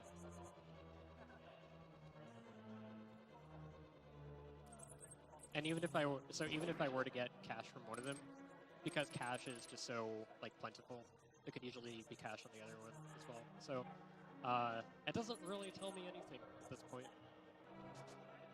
unless I find like a unique item on one of them instead, or arrows. Yeah, so Ice Palace, front of Ice Palace is opened and inverted, and I kind of like personally didn't agree with the change. I thought, well, why remove requirements for the dungeon? Like, you no longer need Titan's Mint to get to it, because you don't need to lift the rock to access the portal. I was thinking, oh, well, you should have it require the mirror. Oh, some cash and bomb mouse is requires a big red bomb. That is that hint helps me a bit more than the other one I got. The other one I got just told me some cash was at Pyramid Trade, but now that one tells me what both items are. So the unique item that I didn't even, there wasn't even guaranteed to be a unique item there, but now I know there is one. Now I know it's Bombos, and I do not need Bombos for anything.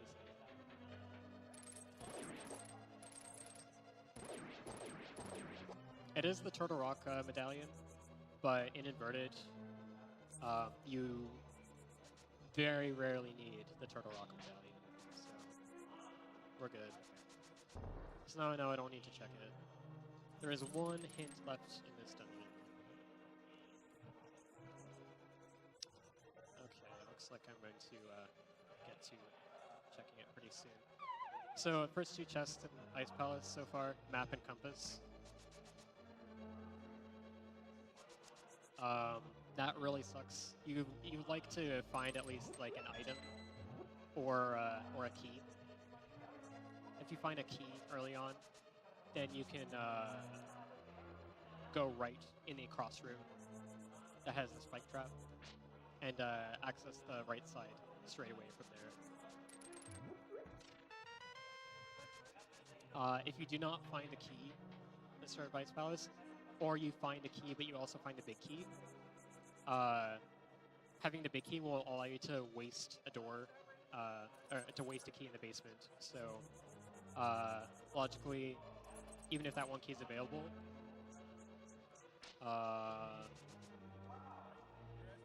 that may still not end up logically forcing you to have the hook shot to access the right side. I have the hook shot, so it's not an issue for me in this seed, but in some seeds, there is an issue. You can bomb jump across that room that I just hook shotted through, but bomb jumps are never required by the logic, so knowing little details like that can help you determine where the hook shot might be if you choose to bomb jump through here and you still don't have it. I'm gonna powder this just in case. I actually really didn't need to do that because there's a hard pot in this room anyways.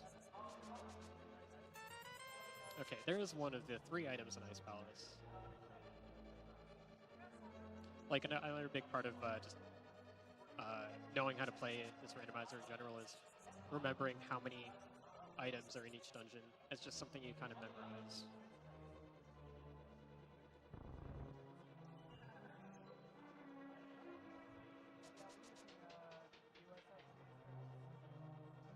So I've seen all 3 hints in Ice Palace, and some have helped more than others, but I still do not know where the book is.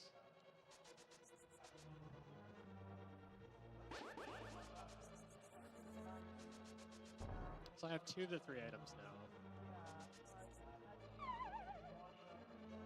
So the 3rd item is either in the big chest or on Coldstone. That's all I have left. There it is. All right, we're in go mode. Let's go. And that was not a great time to get hit. This is really dicey now because these could electrify at any time. All right. Okay, should I do Cold Stare on 2 hearts, or should I go get fairies?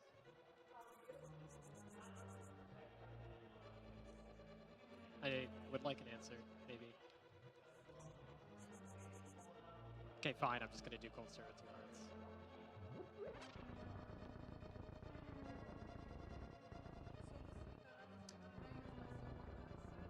Oh, wait a second. Hold on. I may have an issue here. I do not have magic. Oh, I still have the blue potion. Never mind. I'm fine. That's actually a great reason not to get fairies. So there are two ways to melt Cold Stone Shell, either Fire Rod or Bombos. Fire Rod requires the entire magic meter. Oh, this is actually okay.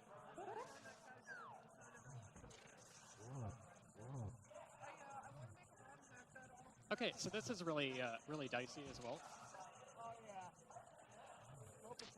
The puffs do 4 hearts. The ice blocks falling from the ceiling do 2. Hammer would be the most efficient way to kill these, but also the most dangerous because of its tiny hitbox and its longer. Oh, that was dicey. So the Cold Star puffs usually move diagonally, but occasionally they will make a beeline straight for Link's position. And when they do this, they have a more variable amount of speed. It's usually faster. I could not see where that was because of the explosion. All right, we're good. All right.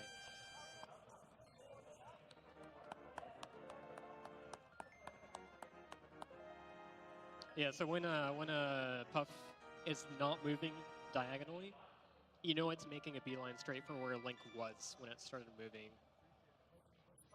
And that's scary because you know it's could potentially be moving faster. I don't even remember what dungeons I haven't done yet. Is it just desert? Yeah, it's just desert. Okay.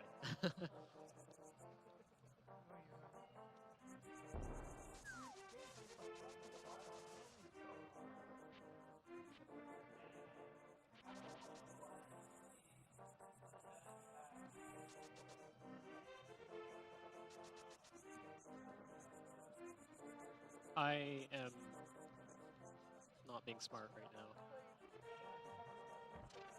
I forgot how inverted works again. I need to go into the Light World portal here.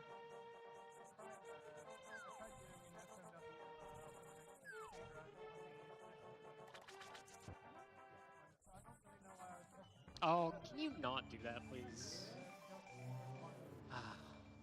At least I got the quick work.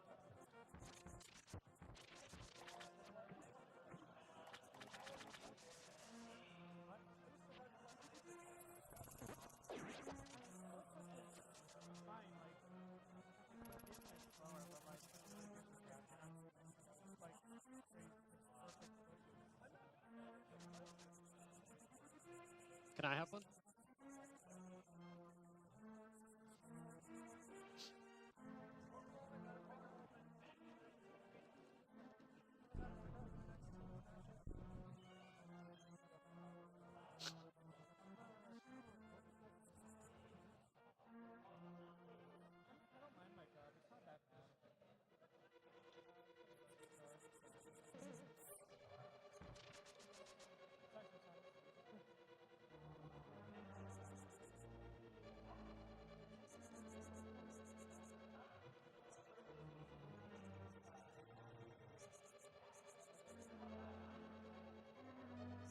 So once you're in Go mode, going through dungeons is pretty much just reduced to searching for all the keys that you need. The big key, now I know the big key is not available without that small key because there are only 2 checks available at the start. So now I know the big key has to be behind here.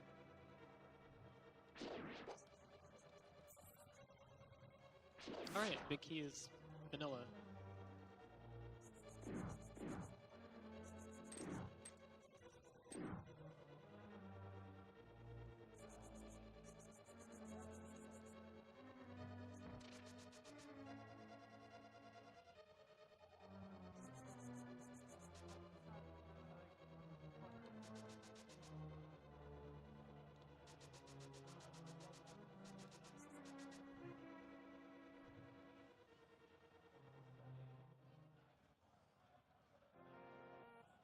Okay, so silvers.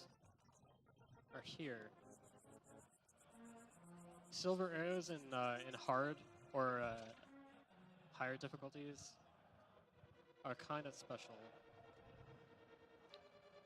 They're only able to be used in the Ganon fight. I cannot switch to them outside of Ganon's room.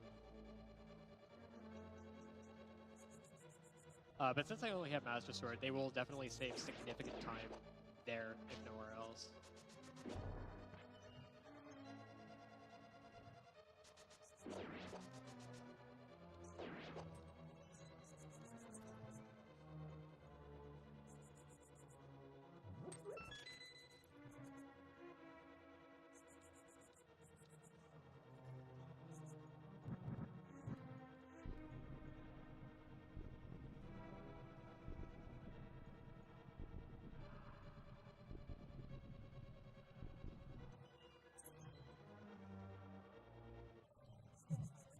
Alright, fastest way to kill land mollusk is 2 shots on each worm with the fire rod.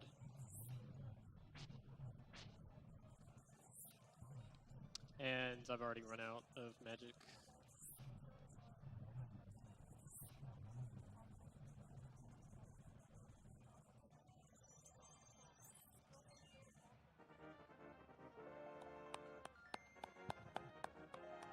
Okay, so I have all 7 crystals, and people in chat are possibly posting random numbers right now. If you'd like to join along with that, you can guess a number between 1 and 22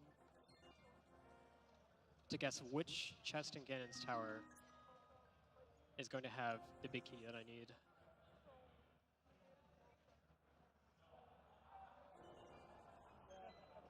And the nice thing about Inverted is this is where Ganon's tower is, and if you've defeated Aghanim, you have the save and quit point right here, and you can just save and quit directly there.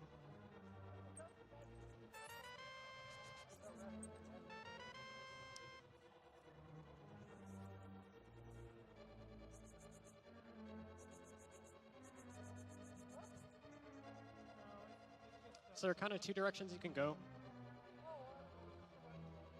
Oh, I know what that's for. No, I know what you're doing there. Yeah, so there are 2 directions you can go in Ganon's tower. Are you gonna hold that there the entire time? Okay, so 2 directions you can go in Ganon's tower. The most common play I like to do is go check those 2 real quick chests to the right, and then mirror and start going left. And depending on how many keys I find in the left side, and whether any of them are big or not. If you guess number 7, congratulations. I should probably not do the damage strat for this room with 5 parts. This is bad. Okay. Alright, we're good. I had this whole thing I was going to say on the Ganon's tower routing, and I just is not relevant anymore.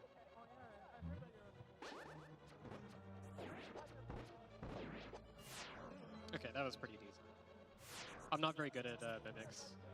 A lot of the top runners of the game are much better at those rooms than I am. But at least I can make mimics 2 look smooth sometimes. I'm still not sure which mimics room is harder, honestly. I'd probably screw up mimics 1 more.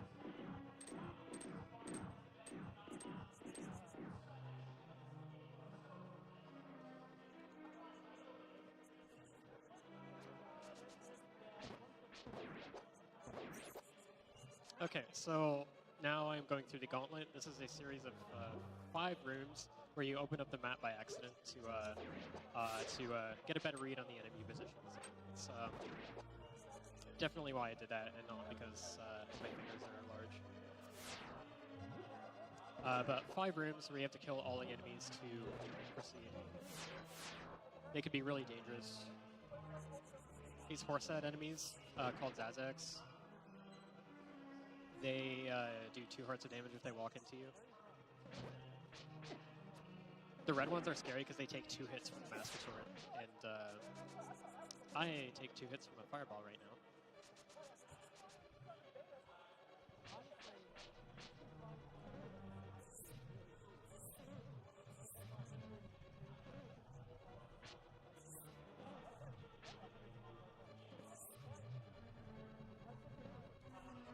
Oh, come on.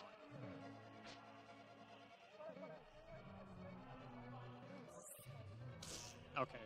At least I'm not dead. Could be worse.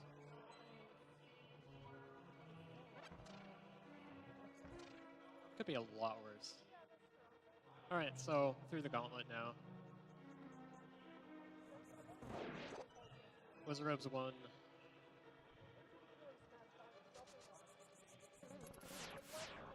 Wizard Robes 2. Very easy with Cane of Samaria. In the very rare seeds where both Miser and Mire Eternal Rock are pendants, and you don't happen upon the Cane of Samaria, and don't end up needing it to beat the game, the best way to clear those rooms is with the bow. It's quite a bit harder and much less known strategy. It's mainly used in glitched categories. You know what? I want this heart as well.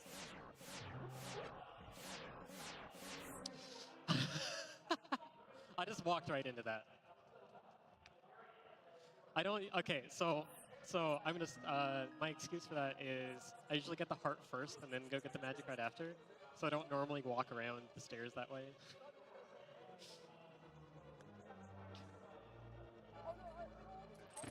This is.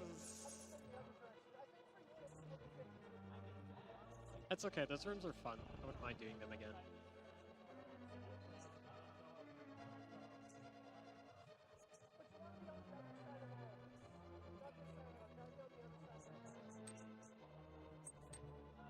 Okay. That was almost a decent Mimics 1, but I clinked my sword against the first one.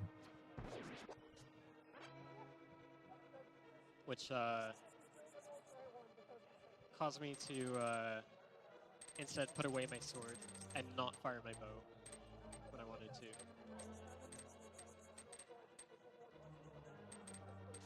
This room went better at least.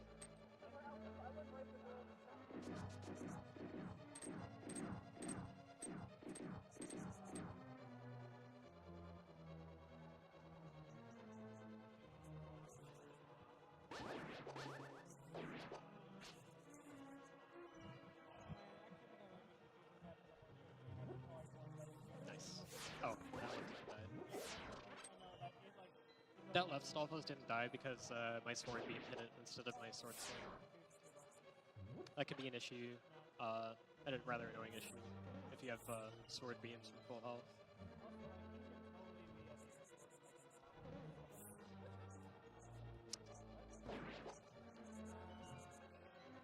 Man, okay, so I'm doing all these rooms fairly well. No major things going wrong in them. And yeah, I just walk into a laser on, what is it, the 5th floor? I think it's the 5th floor.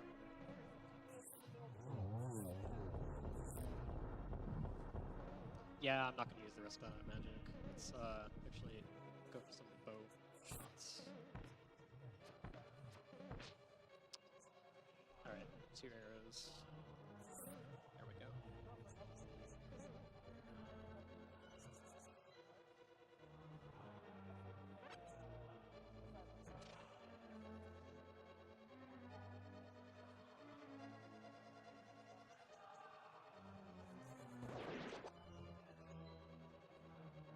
No, I'm fine, thanks. I can't just have this. It's too much for me.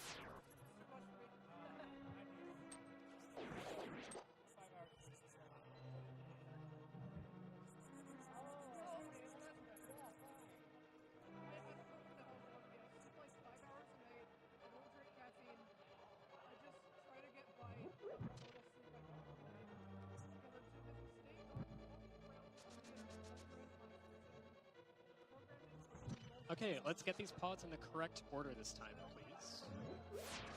There we go. There we go. Now I'll have no issues. There we go. That's what I should have done the first time.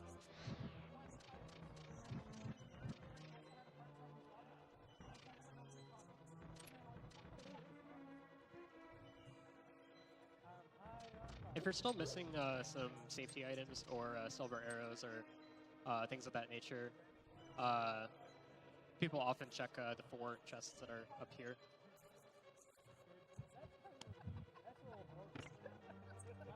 but in expert, and me already having silvers, there's really nothing substantial that I'm gonna find.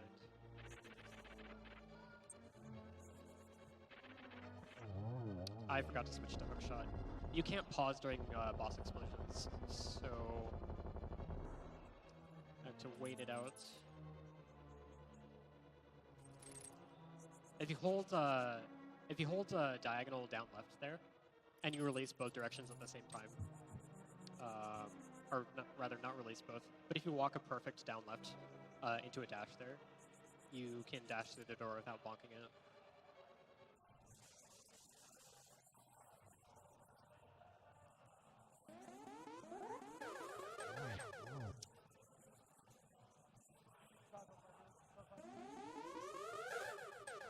Oh, come on.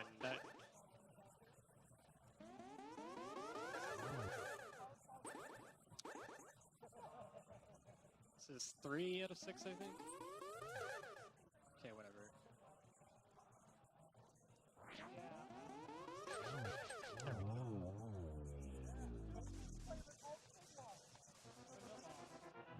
Alright, another weird version 1.0 exclusive glitch. If you slash a shut door, it makes the sound of slashing grass or a curtain.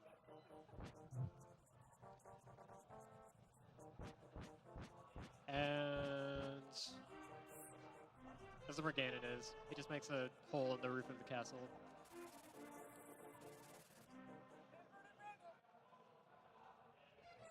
Alright, so phase 1 and 2, these fire bats are going to do 4 hearts of damage, sorry, to me. So I can't get hit, basically.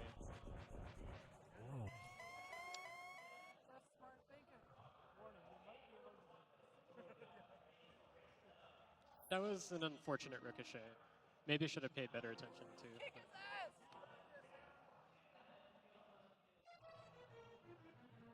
And again, I mentioned earlier, with only Master Sword, you have to do spins to damage Ganon.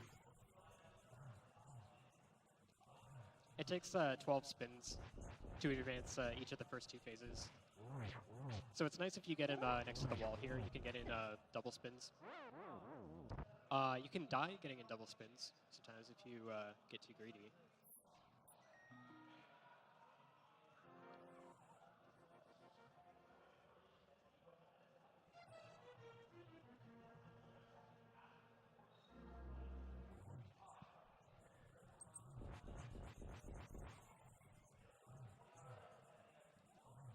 Okay, so that's 7. 8, 9. 10. 11. Oh, crap. Wait, no, actually good. I did advance the phase. 1, 2. 3.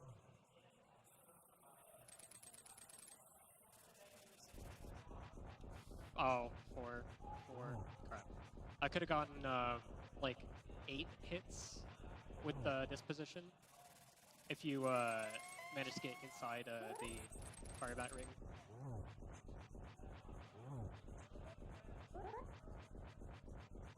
Because you can keep double spinning him against the wall. So I think I have 8 so far. Okay, I wasn't prepared to go for that. Going for 4 spins here to make my total 12 would be really risky, so I'm just going to settle for an extra phase!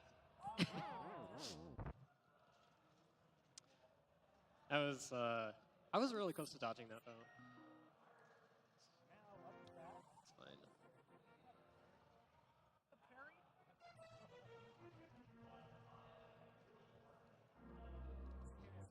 Wow, I just released the spin early. Nice. Alright. No trident double spin for me. Okay, so we're at 4. Messed that one up. 5, 6, 7, 8. And that was really greedy! That's why doing 2 double spins is really risky in phase 1.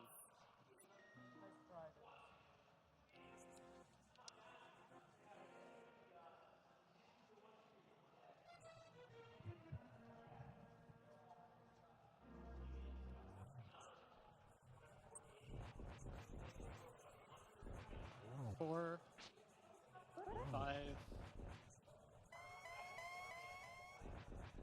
6, 7. I'm only going to go for a single here. Oh, not even. Okay, 7. 8, 9, 10, 11. Oh, wow. That was, okay. 12. I really don't like the position he's in right now. 1, 2. Come on. Like I said, I really don't like that position. It's really easy to get a hair too close to the fire bat ring. A pair too close.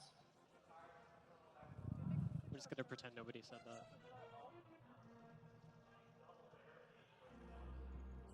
Come on. 2, 3, 4, 5, 6, 7. Okay, 8, 9. I was in there early enough that the double spin turned out okay. 10, 11. Okay, there we go. Now he's gonna start phase 2. We're gonna be 1, 2, 3, 4, 5, 6, 7, 8. All right, 8 hits down right away. That's a very favorable spot for him to end up.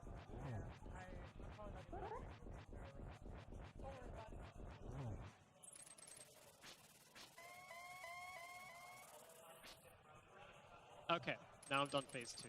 Just gotta wait out these fire bats and dodge them.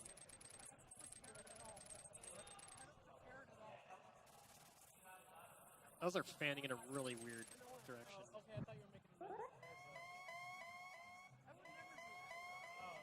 Okay, the fire bats from phase 3 onward are different. They do less damage. They'll do 2 hearts. So I can take a hit here.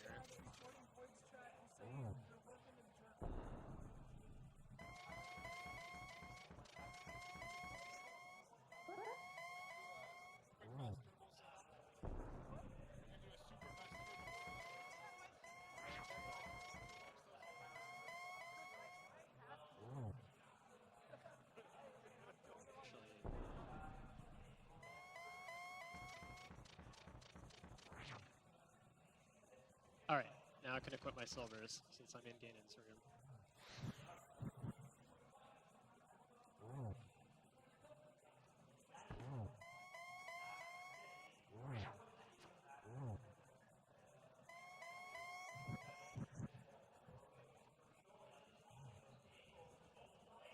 There we go.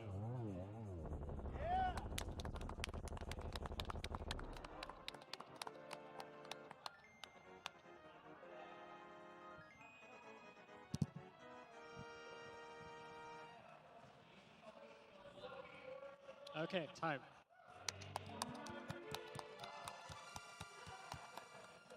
By the way, Elm, I charged your phone to 100%. Shut up.